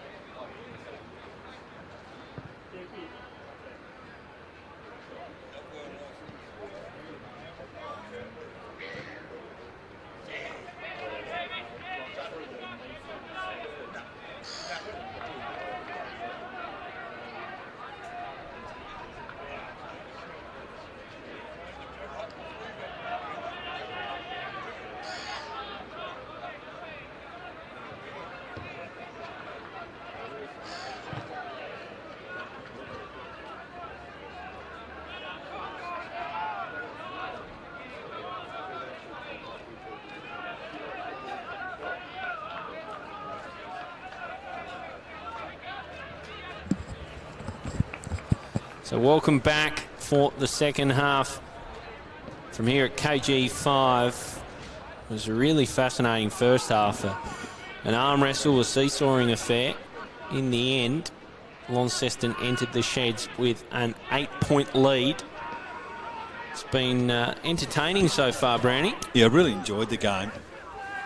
I think both teams have had a crack. Launceston, I just thought in that second quarter, probably started to win the ball on the inside, and they were able to convert and kick 4 goals in that quarter and take with them a handy 8-point lead, and they'd be feeling pretty confident in the second half, Gilly, just based on how they've been in the first 2 quarters, but also their form here. Going back a few weeks when they were surprise winners, maybe not internally at that footy club, but certainly from the outside, I don't think too many people would have tipped them that day against Glenorchy, who were traditionally so strong at home. But from a Glenorchy perspective, I guess, from Paul Kennedy and Grant Fagan and the coaching staff, they haven't played anywhere near their best footy, and a couple of their prime movers that we expect a lot of in their career would dictate that. In particular, Jay Bowden's been pretty quiet. Daly's another one we've mentioned. You'd expect them to have their moments in the second half, and so they're still only 8 points down. So it'd still be pretty confident, I would have thought, going in the second half. If they can start to get their hands on the footy in the midfield and try and give players like Grace and Bowden a bit of a look at it, well, then they could certainly do some damage. French has been pretty damaging with some limited touches and a couple of goals. We look at the goal kickers, Grace and French, the only 2 goal kickers so far for Glenorchy, and 5 for Launceston. So only 2 goal kickers. Is that a point of concern, do you think? Yeah, quite possibly. And you'd think Bowden will get on the scoreboard at some stage, but you'd like some other players to bob up for Glenorchy. We're used to Daly kicking 2 or 3 goals a game. Banksmith can sometimes bob up. Camrick, I thought, probably went out of it in the second half of that quarter. Blues definitely got on top in the middle, so you'd think that would have been a large part of Paul Kennedy's work at the halftime break is about trying to get a bit of ascendancy in the middle, and they've shaken up a little bit again. Daly up against Harper. That's quite a mismatch as we're back underway. The ball socket away from Bristow. Gathered by Gillow, trying to hand it off from Harper. Again, Bristow off the ground. Taylor back for Bristow again. Shakes off one, feeds out the handball right. Tries to get by a couple. Blackberry gets a kick away through the fingers of Thorpe and be watched over by Gunther. He's been one of the better players for Glenorchy in the first half, Gunther. So Webster, short ball onto the chest of Geared. Played pretty well too. Been very neat by foot today. He goes out and finds Camrick. Camrick back into the back pocket to Webster. Lonnie have done well here. They've closed off all the exits. Probably forced Webster to go down the line. In fact, that's indeed where he goes. And he kicks it straight into the waiting arms of Brody Palfreyman, who's eager to get going. Just pops it up into the pack. Arriving was Riley, but it was a good grab by Webster. Just sat under it.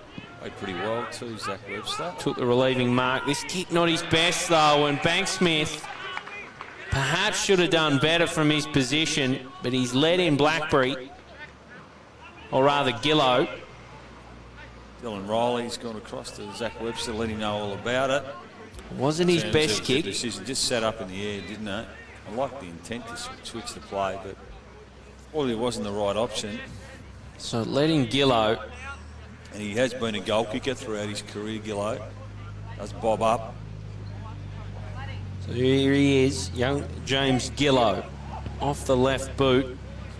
He strokes it out to the right. It's a let off for them. So 6'5", plays 5'2", 32. So they bring it out from full back.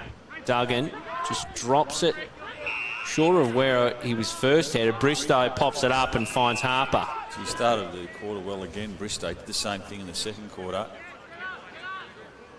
So Joby Harper. Yeah, the man on screen, Joby Harper, just workmanlike, isn't he? Plays with great effort, all around the contest. Underrated kick too.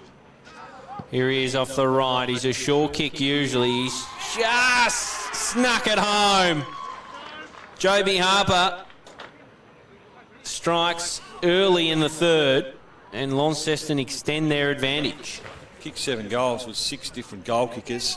Becomes the 6th for them. Joby Harper. And Glenorchy just couldn't penetrate it from the kick in. This one's out to 15 points. You just sense at the moment that Launceston just working that a little bit harder. Seem to be a bit stronger. Some of the bigger bodies around the contest. We saw Bristow before just willing that ball forward. Important centre bounce clearance now coming up. Ball up again. It's won by Leadham. Harper tries to feed it out. Soccering off the deck was Daly. Arriving now is Paul Freeman. He's caught in a Banksmith tackle, but it's just hooked in around his feet.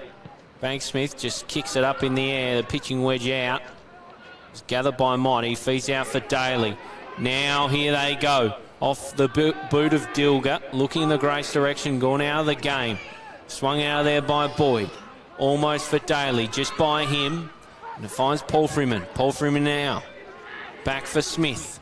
The shortest kick you'll see. But it finds the intended target and Seymour and kicked over the back. And Webster again there mopping up.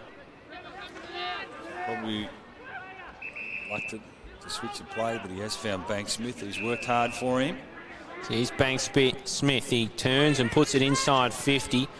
2 Blues in best position there, but not enough talk to really negotiate the situation. Let back in the Magpies through Atkin. Harper climbed on top of him, and now a rolling maul unfolds, and it'll be a stoppage on the paint of 50.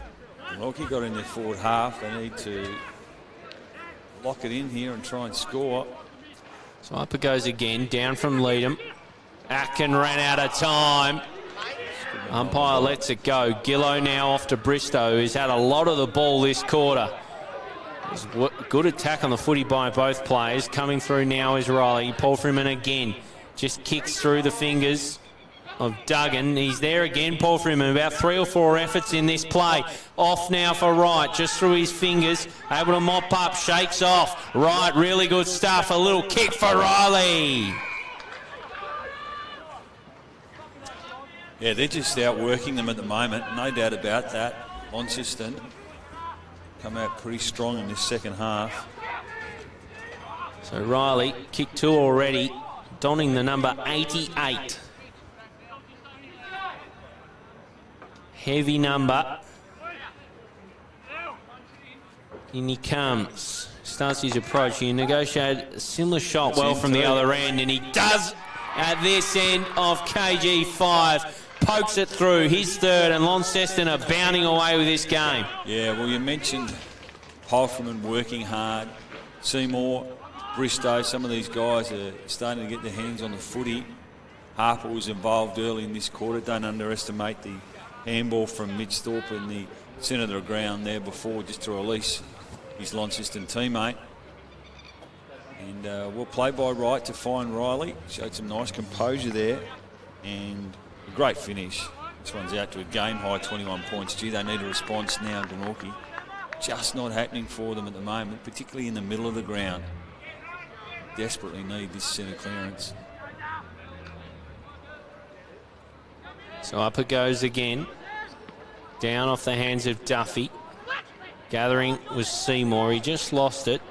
Camrick eyeing it off. He's gone out of the game of touches. Giggs squeezes out a kick. Bouncing ball towards 50 for the Magpies. Brown gets his kick away. Rather, it was Tyrrell. Felt to Taylor. Through the fingers of Bester. Now Mott slung in a tackle. Taylor got it out from Hodge now onto the chest of Riley. So fresh off his third goal, Riley takes it, kicks in the direction of Wright, deals with his opponent. He's at the fall, but as is Duggan, who tried to bring it out of defence and had it blocked. I thought Tyrrell was pretty good in the first half, and Brendan Taylor too. One of the better first halves I've seen him play. So the ball to be thrown in again. In it comes. Shallow throw. Thorpe arrived. Brought it to the full. Harper gets a kick out just short of Wright. He might get a free kick though. No, it's going the way of Glenorchy. He pointed the wrong way. Yeah, he's pointing the wrong way. Because if you just watch it here, this is the benefit again of playing in front. Just got him over the top. Yeah, he panicked a little bit. Gave up front position, the Glenorchy player. So Wright kicking for his second. Comes on in from 20 out and puts it through. So Launceston, well, they've marched away to a really strong lead in this third quarter. 3 on the trot to start the term. Yeah, it's been all Launceston, hasn't it, as this one gets out to 27 points. And since the quarter time, Glenorchy have just kicked the 2 goals, but Launceston have slammed on 7. They're well on top. 7 of the last 9 goals would indicate that. And Glenorchy, they just need to get their hands on the footy, don't they? It's Reeves is now coming into the middle. They've thrown Geared in there. Let's just look like bigger bodies at the moment too. They've been more efficient going forward. They've won the ball on the inside. Here they go again with another clearance. It was Bristow again out of the air. Lucas Olmos gathered well by Holt. He's got clean hands, the youngster. He's dumped in a tackle. Right into the ground for the Blues though. It's getting away in a hurry from Glenorchy. It's be a big victory for the Blues on the road if they can finish the job, as it's gathered by Holt. He farms it out. Tapped on by Harper. There's Bristow. Gets his kick away. Just short of goal.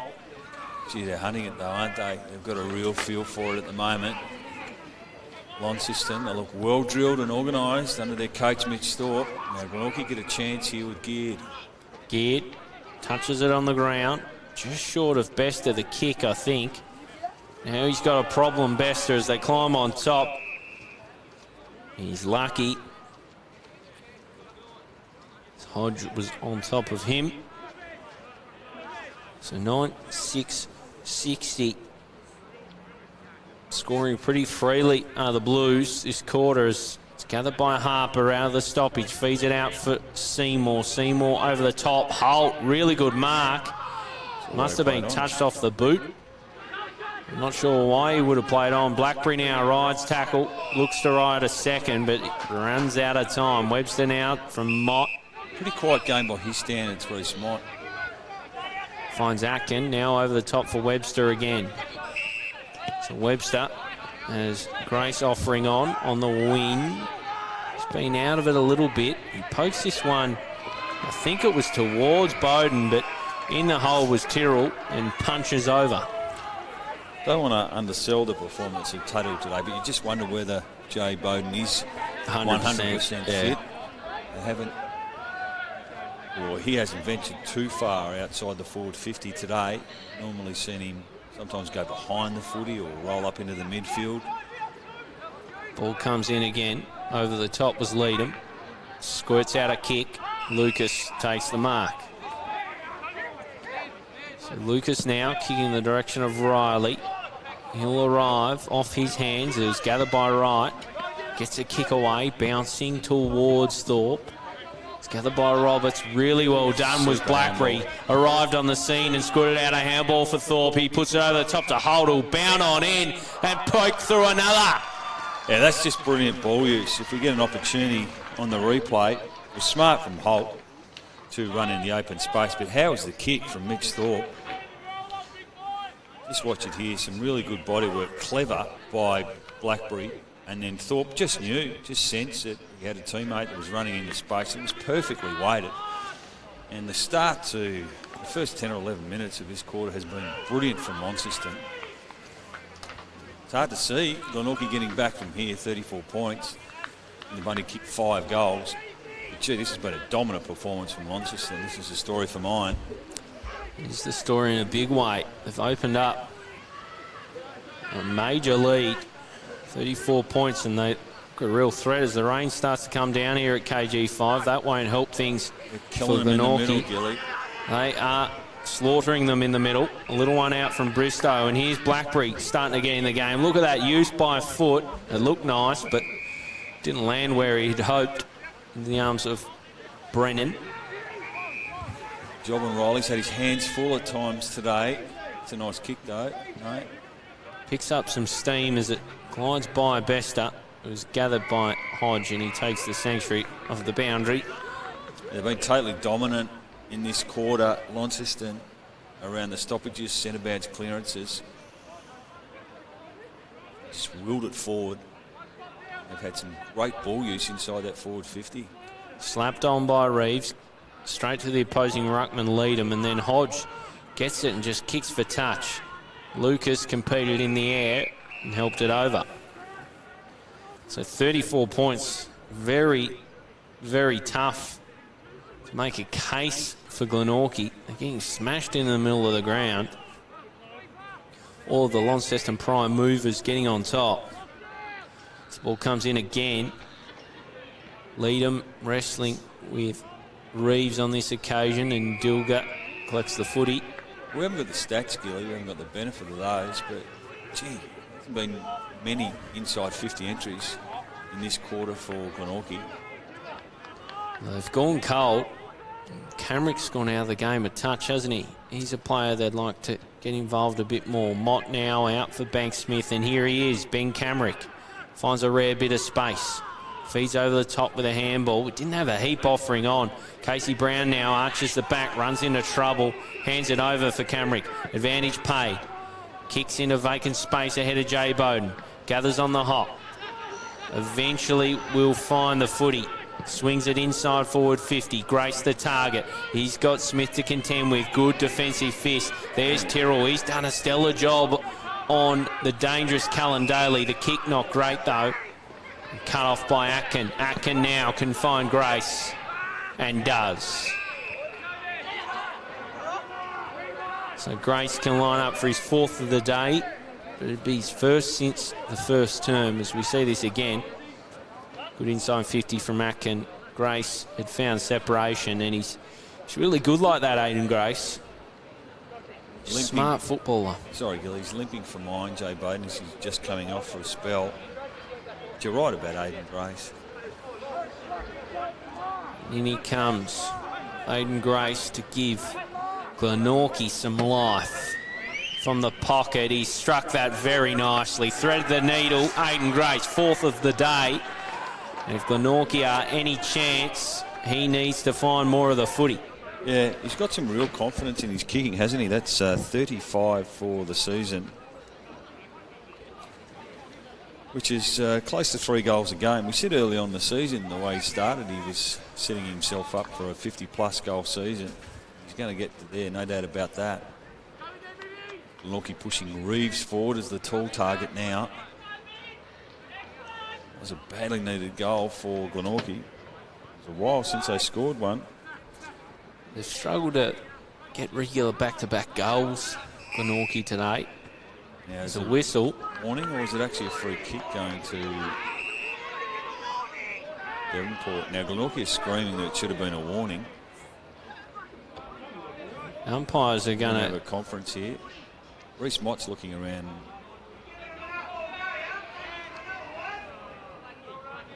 Geez, this is not great, is it? So you just ball it up and get on with it, boys. Confusion reigns supreme in the middle of the ground. It's a warning against Glenorchy. I think Mott took his time to get into position. He did, I think you're right. So the ball up again. It was down from Leadham. Geared dives on top. There will be a free kick against him. It's going to be Bristow again. Maybe got some mud in the eyes. He works his way into a game, doesn't he, Bristow? He's got a free player. In acres of space on the outer side there. I think it's Paul Freeman. He kicks inside forward 50, looking in the direction of right. Couldn't complete the transaction. Out it goes. A different type of player, Alec Wright, isn't he? They sort of complement each other, some of those Launceston forwards, by offering something a little different. So in comes the ball again. Down off the hands of Duffy. Thorpe out of there. Kicking wide to the right. Another minor score. So 17 scoring shot plays 8, which pretty well paints the picture of how things have unfolded thus far. So the ball comes away off the boot of Webster. Good kick inboard, but it lands straight to Harper, and a penetrating boot straight onto the chest of Riley. Well, he's kicked 3 already. He can line up for his 4th. Well, he just threw it on the boot, didn't he? Had the confidence that he'd have some teammates there. And we mentioned right from early stages of the first quarter, we just thought the way Launceston's forward line was set up, if they were able to get the supply, they could cause Glenorchy some damage, and that's proven to be the case. Certainly has. Riley steers through another. His 4th of the day. He's proving a real handful. Well, I don't think he's missed one, has he? And a lot of the set shots for goal from Launceston today have gone through. It's been a hallmark of their game. They've been super efficient once they've got it inside the forward 50. Different targets bobbing up, but he joins Aiden Grace as the leading goal scorer on the ground as Dylan Riley. What a pickup. We mentioned early on in the call to have a player of that calibre.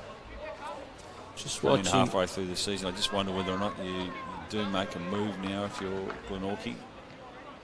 Just watching behind the Creswell-Beakley stand, the right of screen. It's getting foggy out that way. I wonder whether it's going to descend on the ground in the last quarter as all is brought down from Leadham. Here's Seymour again, inside forward 50. Guess who? Yeah, I think you've got to make a move.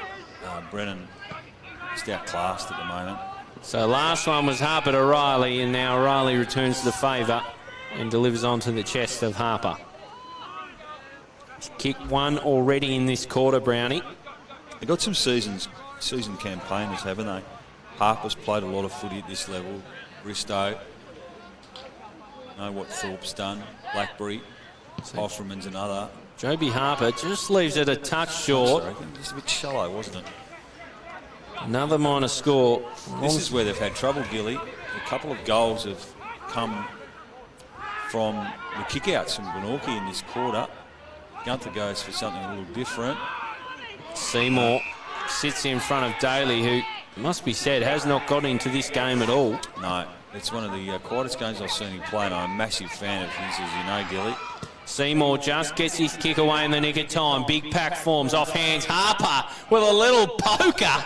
Oh, it was almost too easy. In the end, he puts it into the woodwork. They're all over them at the moment.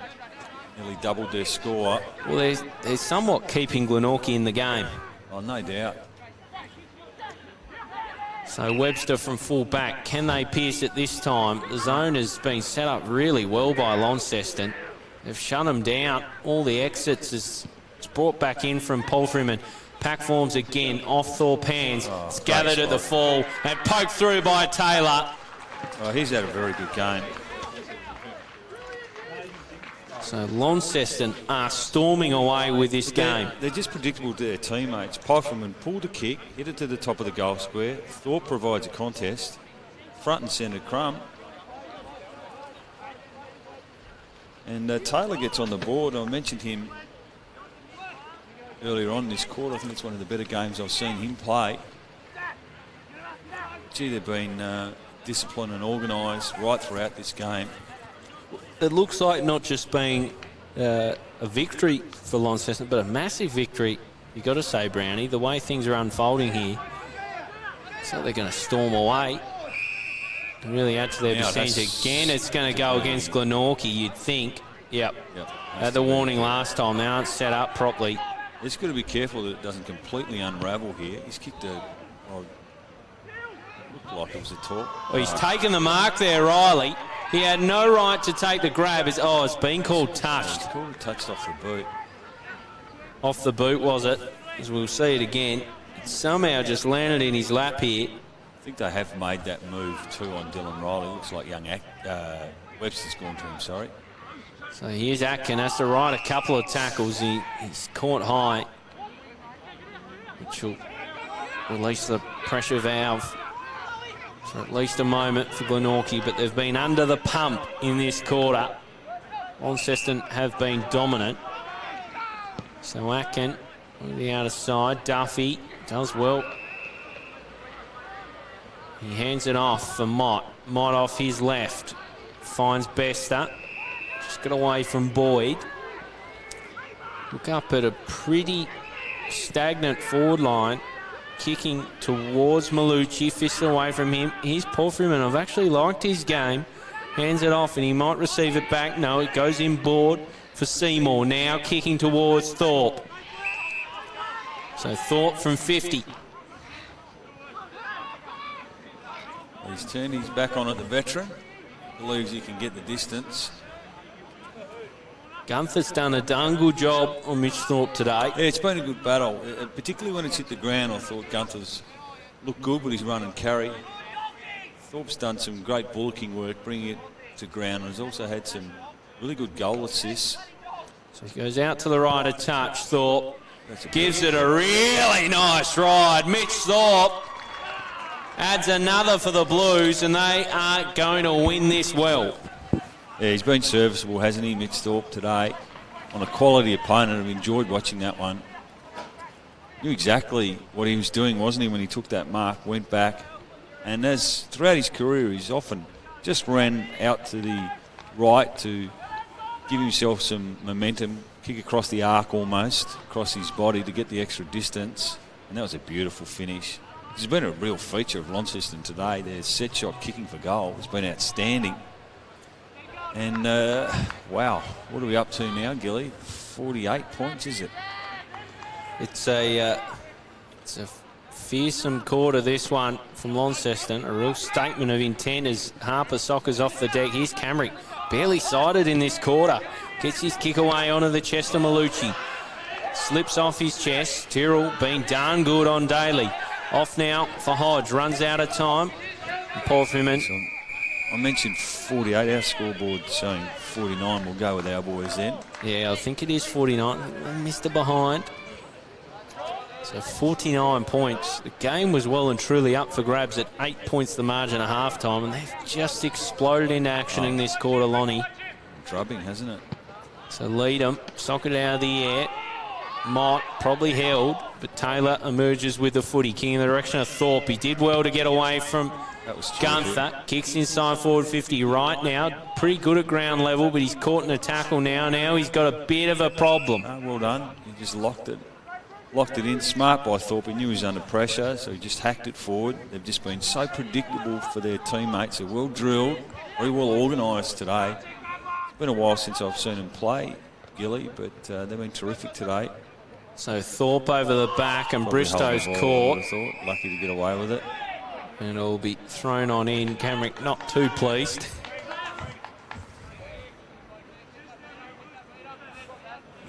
It's been a fair game from Aiden Grace, hasn't it? 4 goals out of 6. Lone hand. 4 from him, 2 from French.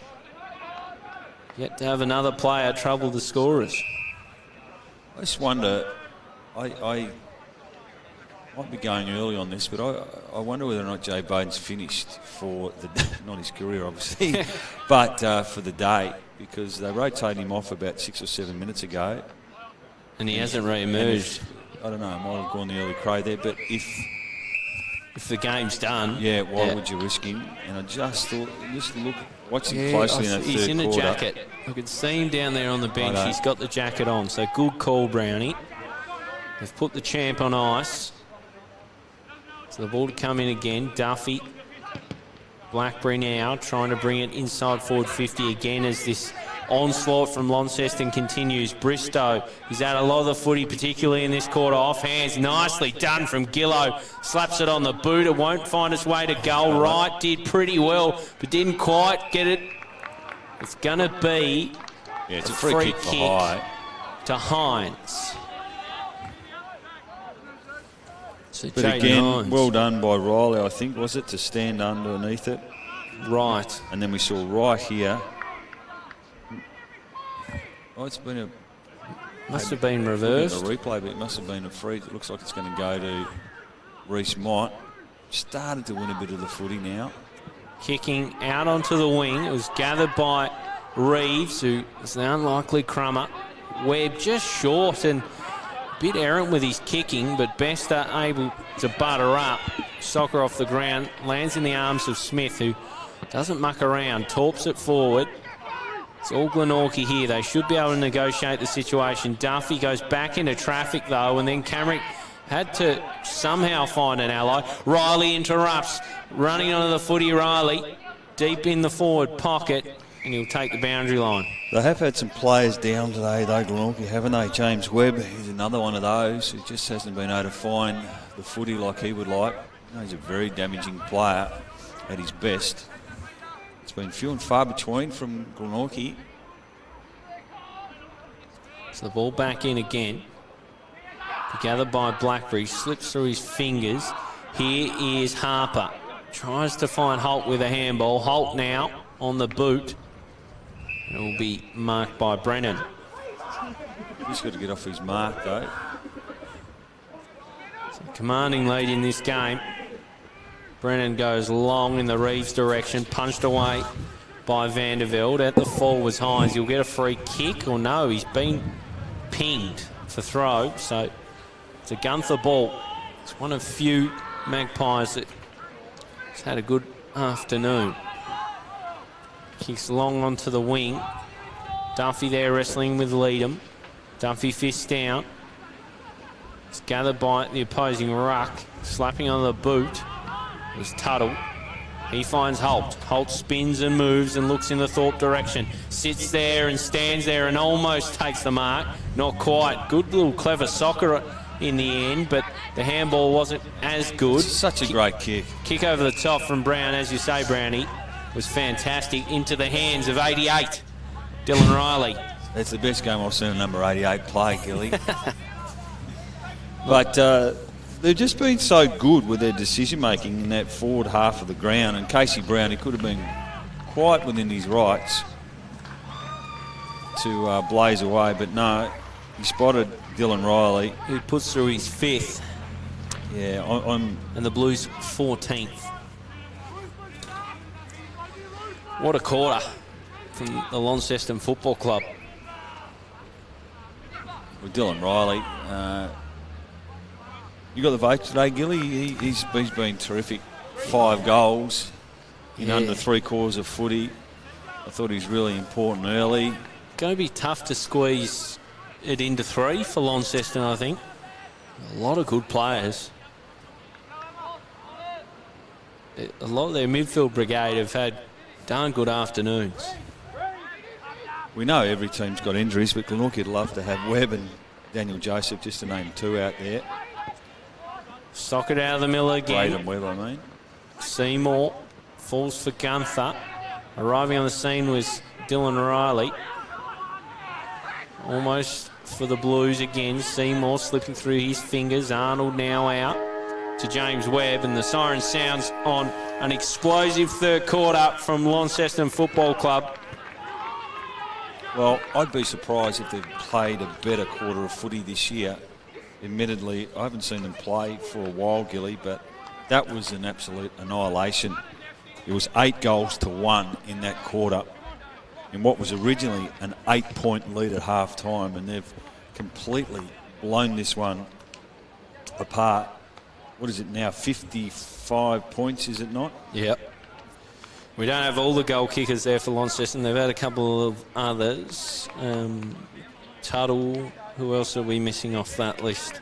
Well, they've just had different players bob up, and we saw, once again, just the ability to lower your eyes there. You saw Bristow find Harper really early on, and I just love their decision-making when going forward. Their ability to honour a lead, be predictable. Some of the tall targets, if they're not marking it, they're bringing it down to the ground, and their small forwards have been in the right place at the right time. Just watch this one here. Really smart ball use from Alec Wright, who gives them something different. And we've mentioned Dylan Riley. What it's been a feature of his game today has been his set shot kicking for goal. I don't think he's missed, Gilly. And 5's been an outstanding 3 quarters from... What would you call him? Would you call him a mid-sized forward, Gilly? He's not quite the hybrid forward, I wouldn't have thought. He's probably not tall enough, but I'll tell you what he is. He's a dangerous matchup. You can pretty much play anywhere too. Is the thing about Dylan Riley, you could play him off half-back on a wing in midfield. Yep. Look, he'd play anywhere. He's a tremendous player. We saw Alec Wright bob up. He's kicked 2 goals. So we mentioned at the start of the game, we like the look of Launceston's forward line, and love this bit of play from here. Blackberry, quick, instinctive handball to Thorpe, who just knew straight away to kick it deep in the forward half. And who was it? Grant Holt running on to kick that goal.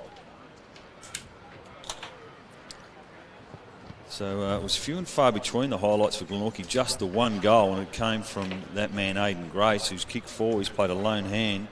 Wouldn't underestimate his game today. They haven't had a lot of inside 50 entries, Glenorchy. So 4 goals in 3 quarters of footy. 4 out of 6 has been a fair effort. But it was totally dominant Launceston team. Here's Dylan Riley again, kicking another goal for this quarter. But they just outworked him in the midfield. I thought Harper started to get his hands on the footy. Seymour started to work his way into the game. I've liked the work of Taylor, one of the better games I've seen him play. Tyrrell's been really good. Blackberry started to come into it.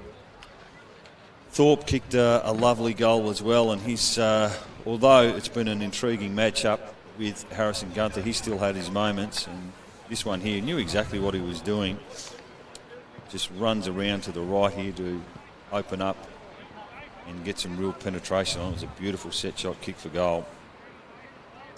But it's all been Launceston, as I said. Polfram was another one that worked his way into it, and I thought Leedham probably gave his on-ball his first use there with some of his ruck work and his craft in there in the centre of the ground in particular. But 8 goals when you're playing away from home, albeit Glenorchy have been flat today, haven't they, Gilly? Just looking at the scoreboard here at the venue, it looks like it's 14-10. So we'll adjust the scores there. They missed 2 behinds, we missed 1. So actually an even bigger advantage than we thought. What's that, 56 points. So strong output from Launceston. An amazing third quarter, and the result now beyond Glenorchy. It's about trying to salvage something from the game from here. Can't. Yeah, it's going to the percentage is going to take a hit. Glenorchy coming into this a percentage of 112, Launceston 114, so they're going to put some more percentage on them as they move into the third spot, and that will be the story, I would have thought, for this round in TSL footy. Launceston moving into the top three. It'll be a while since the first time this season, I would have thought Glenorchy would have been out of the top three, Gilly. And they've been a you've got the mainstay round there. the grounds for us too. Round the grounds, the Tigers on their way to an upset victory. They've just got to hold on in the last term. 48 to North Launceston 33. Wouldn't that be That'd be massive? the biggest win in their existence. Yeah, I don't mind that as a call. No doubt for mine. It would be. And Lauderdale only a slender lead over North Hobart, 36 to 29. But the way the game's unfolded so far, you'd think Lauderdale probably playing with the breeze in the last quarter. And of course here, a major lead for the Launceston Blues, who will not only win this game but find themselves in the top three and find themselves playing some really sensational footy. Next week they host Lauderdale, which now shapes up as a real humdinger of a clash. Gee, well, two very much informed teams running around. That'll be an absolute beauty. If you're Mitch Thorpe, you just want to be predictable again in this last quarter. They've been so disciplined throughout this game for mine. And they've just got to finish off and have a strong four-quarter effort for Glenorchy, though. Unfortunately for them, this one's gone. Jay Bowden looks, we mentioned he's done. So I love the work of Tuttle, and you can't take away what he did in the first 2.5 quarters on an absolute superstar in Jay Bowden, who was clearly underdone today. But you can't fault the effort of his opponent. So they just need a response, don't they? Yeah. Glenorchy, goes without saying, they need to win this quarter. just interesting. Who they got next week, Gilly? You might Glenorchy. have a quick look at that. Might even have buy, truth be told. You'll be able to tell me as you scroll through the app. No, they've North got Hobart. North Hobart. So that'll be an interesting game in itself. North Hobart finding some confidence, and Glenorchy down on Soldiers as we're finding out week on week. Webster moved on to a wing by the looks. Any other changes? Duffy and Leadham. Leadham wins the tap. Been pretty good in the middle. Socket away by Mott, but arriving on the scene was Brown. Kicking inside forward 50 in the Thorpe direction. He's done well to drop it off for Paul Freeman. Has a couple of goes at it and kicks into the arms of Gillow. Yeah. He missed a shot earlier on, James Gillow. So we see the replay again. It's a helicopter kick. And Gillow presented well. Finished off with a mark, and now he lines up for his first of the day. And Launceston can continue on their merry way. And they come, James Gillow. He likes it off the boot, straight through the middle. 15th for Launceston. They salute 100 points now. It's going to be some sort of victory, Cam Brown. 9 individual goal kickers for Launceston. And you're right, gee, 62 points the margin. Not sure we saw this coming in. We didn't see it at half time, let alone coming into the game. So, ball back in the middle again. Just at 100 points. Just been smashed in the midfield, haven't they? Got a Since darn half-time good in midfield particular. when you look at the They have. names. Looking forward to seeing them go against Lauderdale next week as it's gathered by Leadham, kicking towards 50. On the hop, it was picked up by Taylor, but not for long. Brown clever, gets it back in Taylor's arms, and Wright tries to keep it alive, but in vain. They've got some seasoned campaigners who've played a fair bit at this level now, haven't they? Riley's one, Leadham, Pofferman, Smith. He's in the wilderness too for a while, Jake Smith, but he's come back in the last year and a half really well. Vanderveld, Tyrrell, Brown, they just seem to look more comfortable every time you see him at the level. Thorpe out of the ruck and through the middle. Fantastic craft from Mitch Thorpe. Just muscled out his opposing ruck and swung it on the boot and adds yet another for the Blues, as we see on the replay screen. He just held his body, didn't he? And strong through the hips and a smart left foot finish. He kicked 3 and he's had a hand in a few as well. Brought the ball to ground. It's been a great matchup, that one. But as you would expect, with 2 quality opponents, they're both going to have their moments throughout the game, and that's the way it's played out. But Gunther was on top early, I would have thought. But Thorpe's fought his way back, and 3 goals on a team that traditionally would have been pretty reliant on him to kick goals, Gilly, but it's not been the case in the last 5 or 6 weeks. So Webster tries to get out of handball. Brown arrives. He's an interesting player, isn't he, Casey Brown? Well, real X factor about him. He has, and he's a player you still think's got his best footy ahead of him for mine. I think so. As he tries to get onto this one. Banks Smith shovels it out. Here's Dilger. Gets the footy away. Leading in the foot race was Tyrrell, but just lets in Daly, and a good tackle from Tyrrell, who's done a darn good job on one of the league's best. Harper now tries to farm it out, ends in the arms of Mott, kick towards 50. Be a forward half stoppage here for Glenorchy. They have a rare look at things. Well, they are. They're just such a hard-working midfield, aren't they? They're hard runners, gut runners. People like Bristow, Seymour, Harper, Polferman. So the ball to come in again. Over the back from Duffy. Swung inside forward 50 by Mott. Off the deck, French. Slipping through the fingers of Daly. Bristow this way, that away. Glides by a couple, and then the kick. Well, it was left wanting. Big Glenorchy ball again.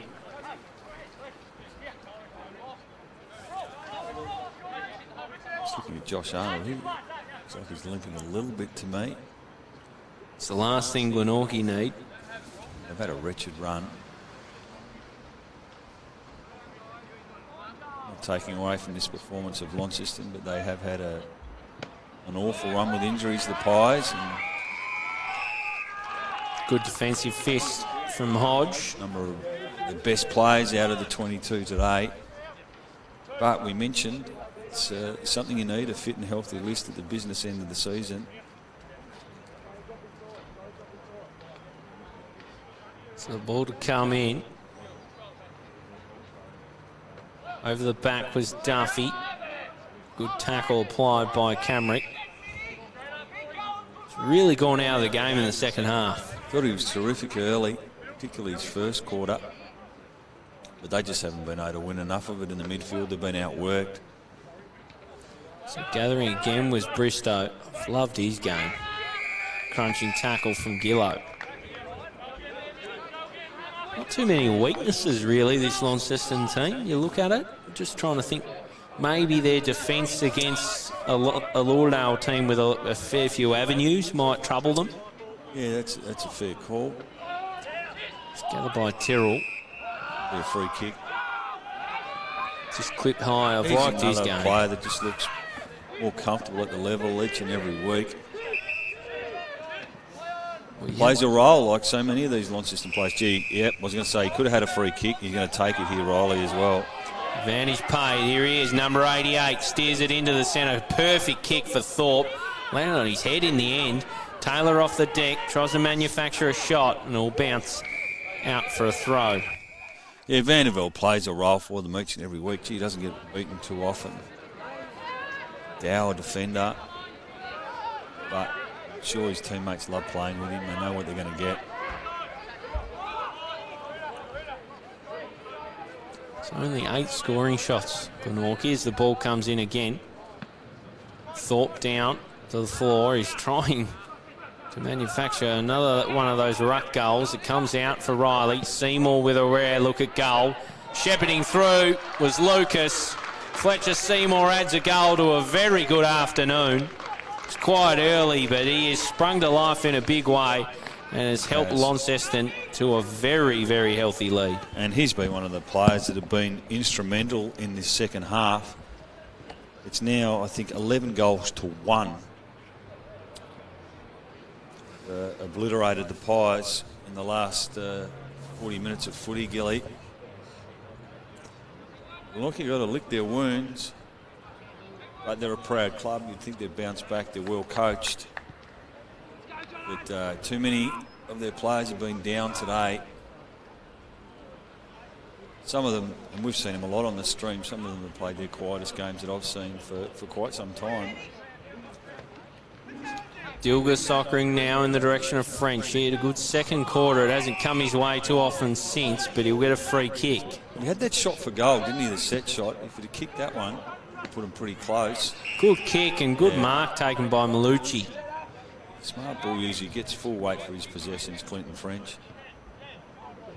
And Malucci, who's never been able to cement his place at TSL level, has he? Played at a few different clubs too. Devonport, Launceston, and this year Glenorchy. Plays that small forward role. Probably needs to kick goals. Giacomo Malucci comes on in and pokes it wide to the right. So Glenorchy with their third behind of the day. And just their second scoring shot since half time. So a little one over the top from Boyd. Finds Hodge.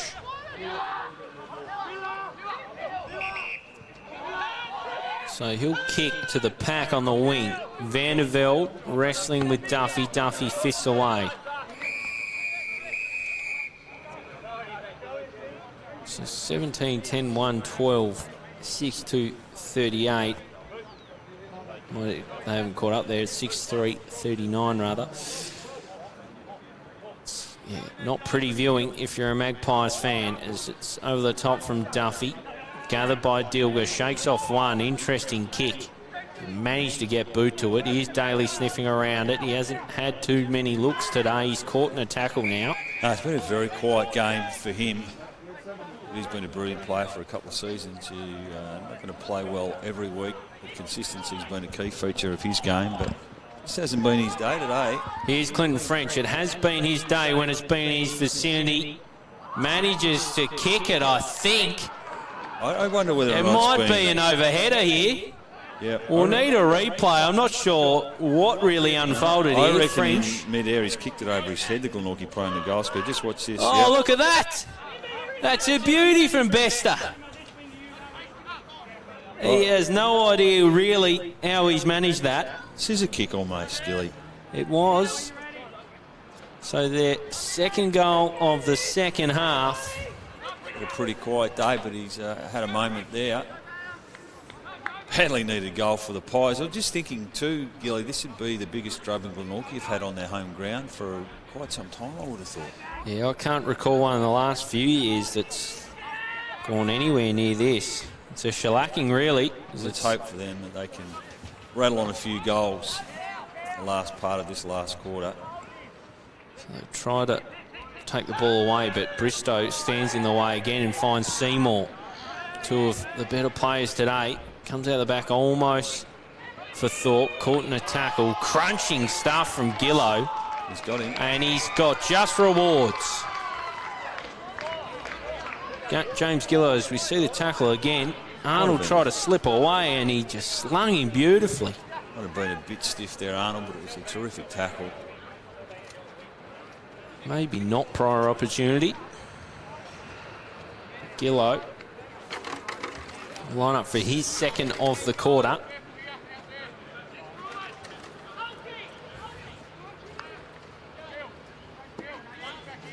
Crosses the paint of 50. Gives it a ride from about 45. Tugs it right. Well, that's one of the rare set shot misses we've seen today from Launceston. So they notch up to 113 on the scoreboard. 28 scoring shots. in the hands of Gunther now. Probably the pick of the Magpies today. Little one for Arnold. Outside of Grace, of course, who had very limited supply. Yeah. He probably had a 6 or 7 goal game in him the way he's played. Nice grab taken from Brennan. He's had his hands full all day with Dylan Riley. He kicks over the top for Reeves. Reeves now. And the players been pretty quiet today, coming back into the team. They look short of a gallop, Glenorchy, some of the boys they've brought in. Finds Malucci. They are going through an injury crisis. He finds Camrick. Arches the back. Gets moving. Kicking in the direction of Webster. Off his hands. Gathered by Hodge. Just slaps towards himself.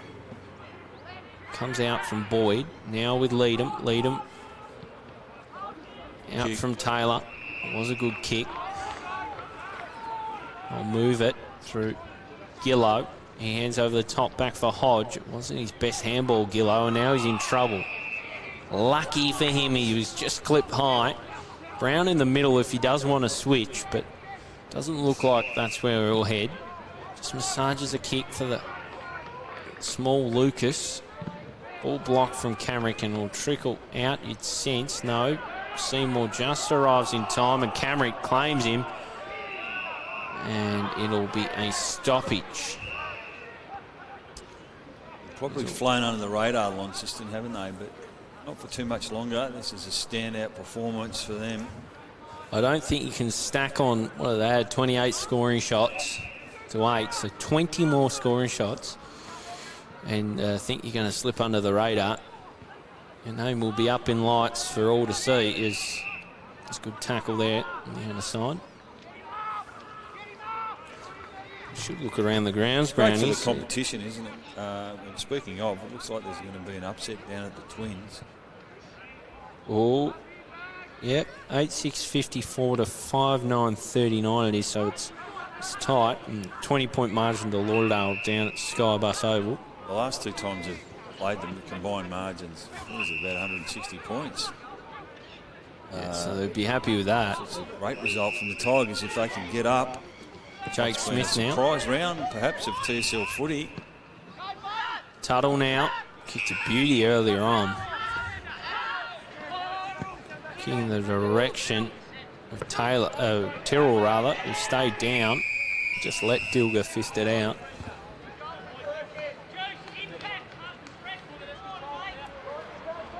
So the ball to come in again. Broadcast wing.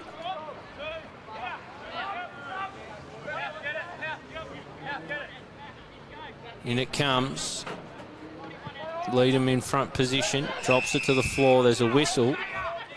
It's going to go the way of Camrick, I think. No, it's Dilger. As Camrick tries to shake off Seymour. Dilger. Oh, that sums up his day, Callan Daly. Off his chest, able to mop up. The kick wasn't fantastic, but Gunther good enough. Flavour, wasn't it? Gunther off now for Camrick. Camrick long and penetrating ball looking for Webster. Swatted away from him. Jake Smith should be able to mop up. Grace slides on in. Just kicks it back inside. Paul Freeman first to arrive. Jeez, he's done well with a burst there, Paul Freeman. Keeps it alive. It's a good kick too from Taylor. He opens it up and is back with Paul Freeman kicking towards 50. Blocked was Thorpe. He'll get a free kick. He won't panic here. He'll wait for someone. Hit him up on the lead. There it is. Young Lucas didn't quite take the grab, but paddled it into right, and he's got the outside of the boot. Curler! Third for Alec Wright. That is party time for Launceston. Well, you know you're having a good day, don't you? 3 goals, workmanlike performance from him too, Alec White. We said early on in the game he's a much improved player, and it's a great goal. Still only 19, Alec Wright. Another player that's got some real upside. And gee, well, Glenorchy, they can't take a trick today. But when you look at it, 3 goals from Wright, 3 from Thorpe, 5 from Riley, 11 goals between 3 of their forwards. It's fantastic stuff as Harper out of the middle again. Comes to Casey Brown. He tries to feed it to Leadham. He's wrapped up in a good tackle from Geared though. So the vote's Brownie. If we were, what are we, 18 minutes old in this fourth quarter. If you were doing them, where would you be looking as Reeves fists away? It's down off the hands of Brown. Geared comes away with Webster. I'll get back to you in a second. So Webster goes deep with a kick in the Grace direction, sits in a pact as Grace, comes over the back. Bester kicked a ripper before. That's got to be kicking in danger, I would have thought. It was played by the non-controlling umpire. So we'll see the replay again. He just vicious swing in the air and he collected the shin of Boyd. So the ball comes away. So with Paul Freeman on the outer side, I like his new role in this team as Harper keeps it moving. Out for Blackberry.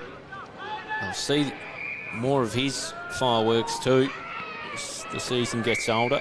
Good defensive fist there from Gunther. Gee, I mean, they've had some players that have been dominant, Launceston, particularly after half time.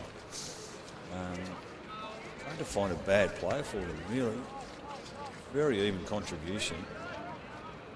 Can't underestimate their midfield in the second half because they just worked their way into the game beautifully. So Paul Freeman now from the pocket. He's tried. Oh, he tried to equal Wright's work a little bit earlier, but not quite. He's a player that's worked his way into the game. Harper, Bristow's been really consistent. Riley's been dominant, particularly in the first 3 quarters, and a constant threat. It's, you know, I mentioned Taylor Tyrrell. a lot of good players as Gunther brings it inside of defence. It's going to go against Hines on this occasion. Leadham in the ruck has been really strong. Against a good ruckman as well. Right, with his 3 goals. Vandervelt's played a role for them down back. So they'd be delighted how it's gone today, Launceston.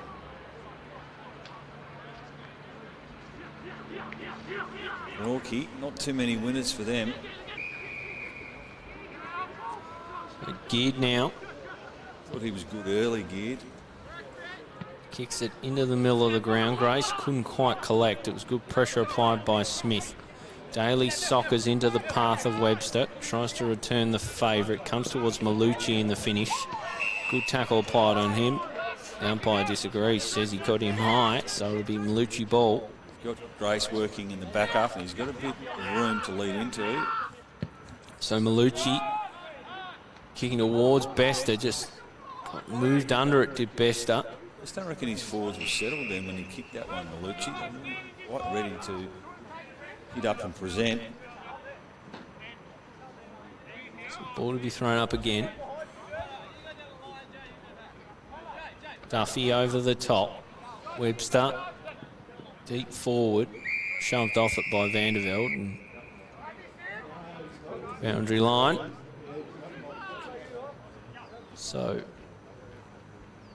we scoring shots. They get 20 as the ball comes back in again. Well, they had 30 scoring shots now. Smith, he was held without it. So 30 scoring shots to 8.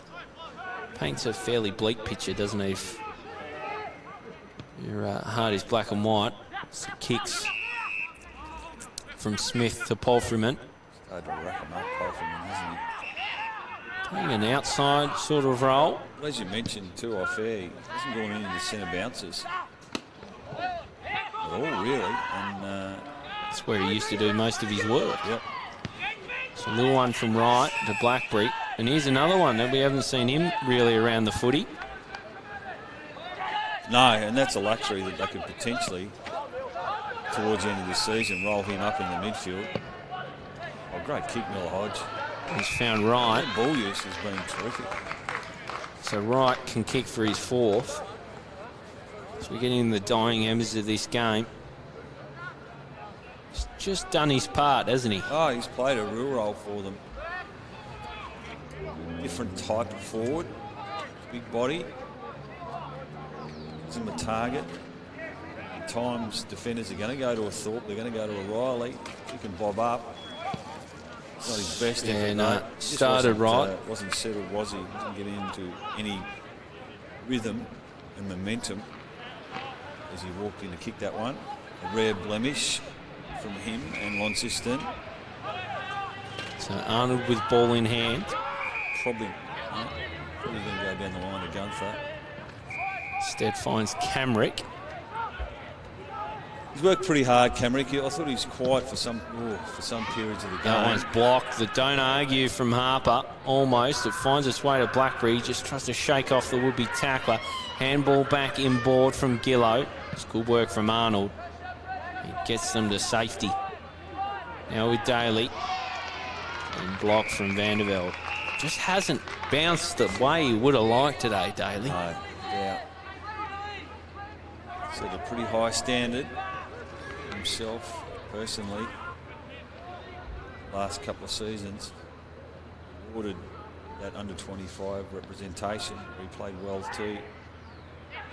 Ball out the back. Harper again inside 50 in the direction of Blackberry. Good mark, Arnold. So Arnold takes it away, looking for Mott. Mott doesn't have a heap offering on. No, pretty flat-footed. He's going to look for Grace. Grace almost a little too easy for him in the end. Just snuck up on him onto his chest, kicks him board, trying to open things up for Glenorchy. Well gathered by Mott. Mott inside forward 50 now, best of the target. He was just dealt with. Webster pounces on the crumb, kicking towards Malucci. Punched away really well. So we're beyond 24 minutes in the last quarter here at KG5. A barnstorming victory on the way for Launceston. What do you got for us around the grounds? Yeah, the Tigers look like holding on. 25-minute mark in that one. 57 plays 45, 8-9 to 6-9. As Taylor squeezes out a kick. Banksmith dropped one he should have taken. Harper with a spin and good kick down the wing. 7-10, 52 Lauderdale to North Hobart 3-11-29. An inaccurate Yeah. game by the looks. Probably a bit blustery. The ball to be thrown in straight in front of our broadcast position here at KG5. Down off the hands of Leadham. Lucas with a good tackle. Oh, Seymour, fantastic stuff. Gets away from a couple. Kicking towards Riley now.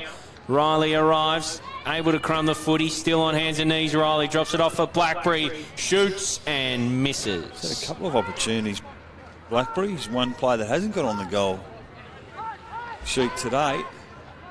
Gunther from full back, measured ball. Fantastic bit of use from Gunther. When he's on like that, he looks like a top player as Mott onto the chest of Grace, who's having to really work his way up the field to get in the game.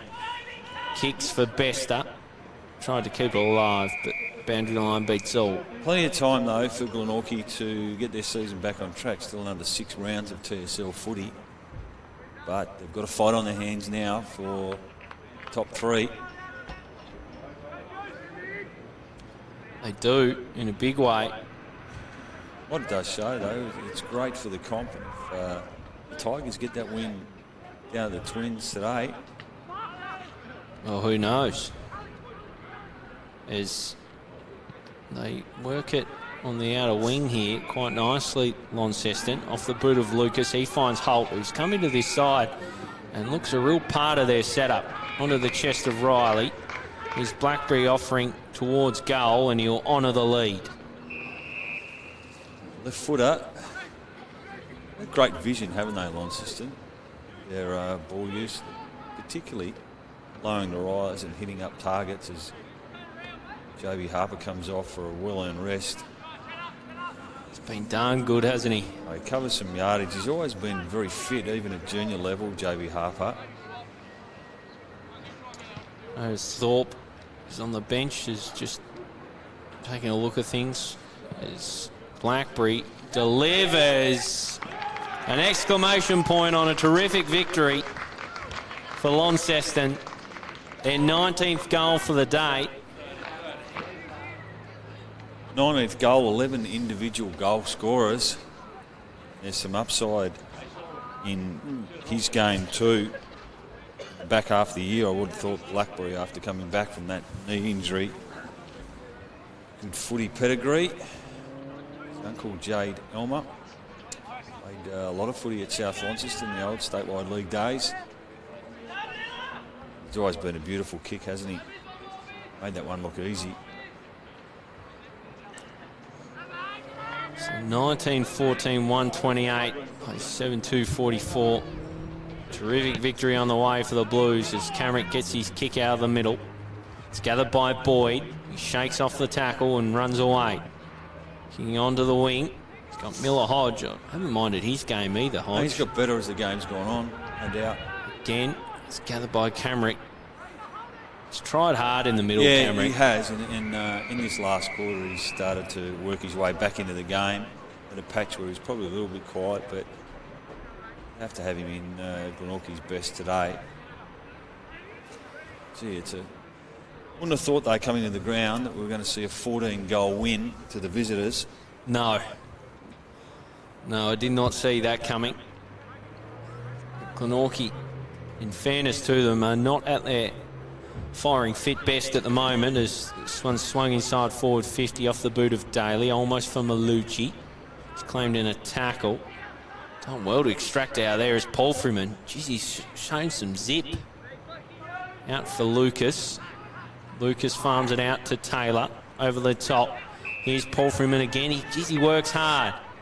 One over the top. He's got right offering on. Does well to bring it to ground and mops up. And out the back, here's Riley. Riley with the goals and Seymour ahead of him. Delivers for Seymour. A juggling effort, not quite, but he can mop up, run through and poke through his second of the term.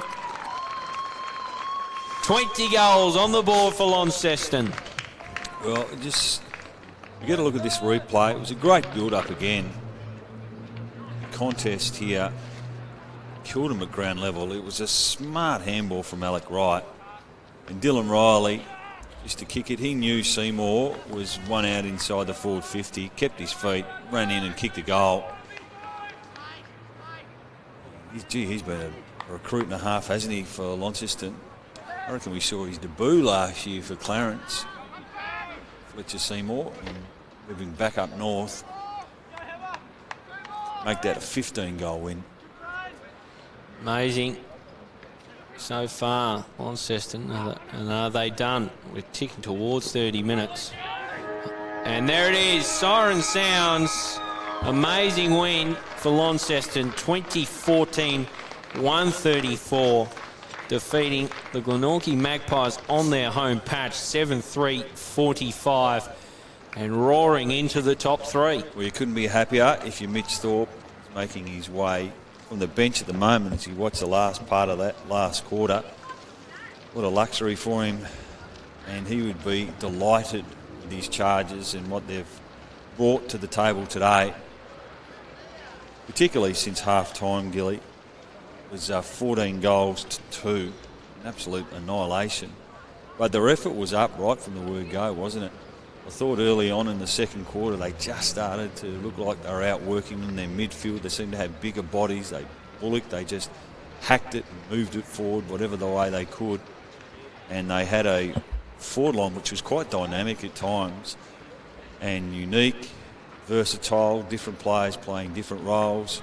We mentioned the word predictability to their teammates. They were disciplined right throughout, and they've come away with a massive win, an important win for them, puts them in the top three. But the percentage also is a real bonus for them. Glenorchy, they were undermanned today. They had too many players down, and bringing in 3 or 4 players back from injury, and they were just depleted today.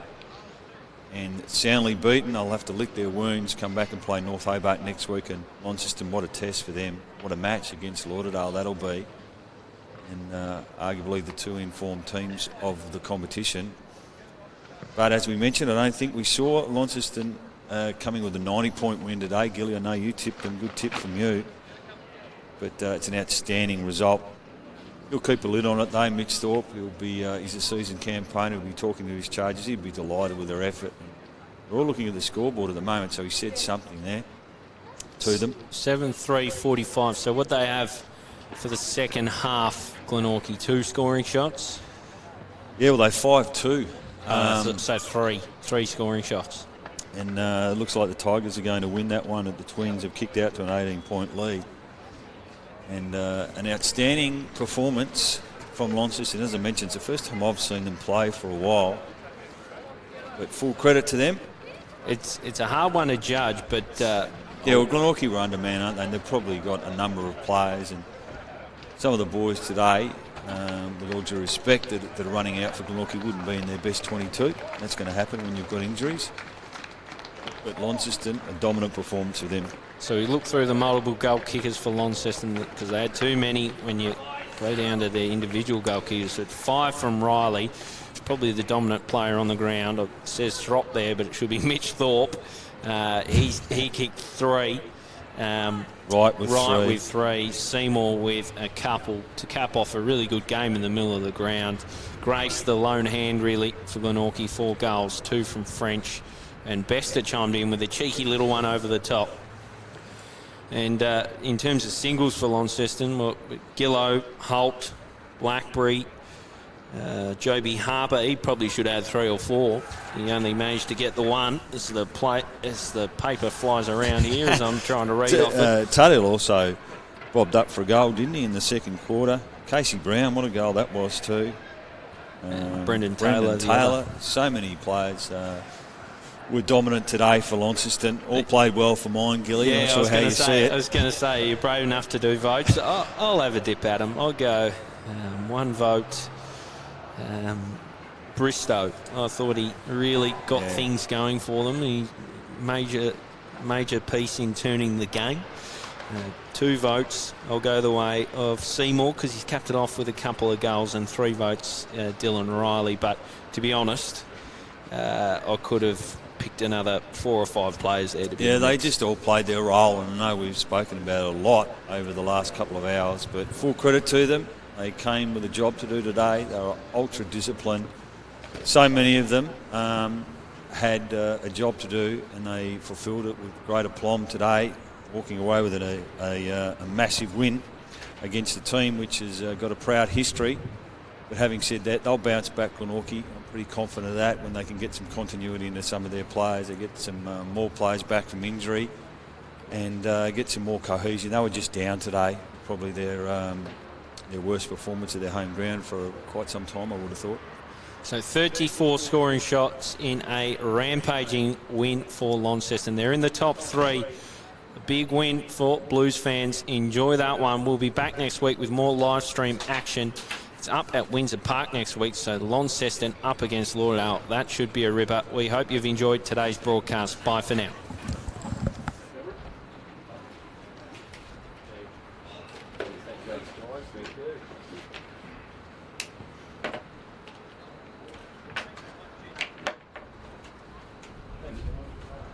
Is it better when the replay goes first?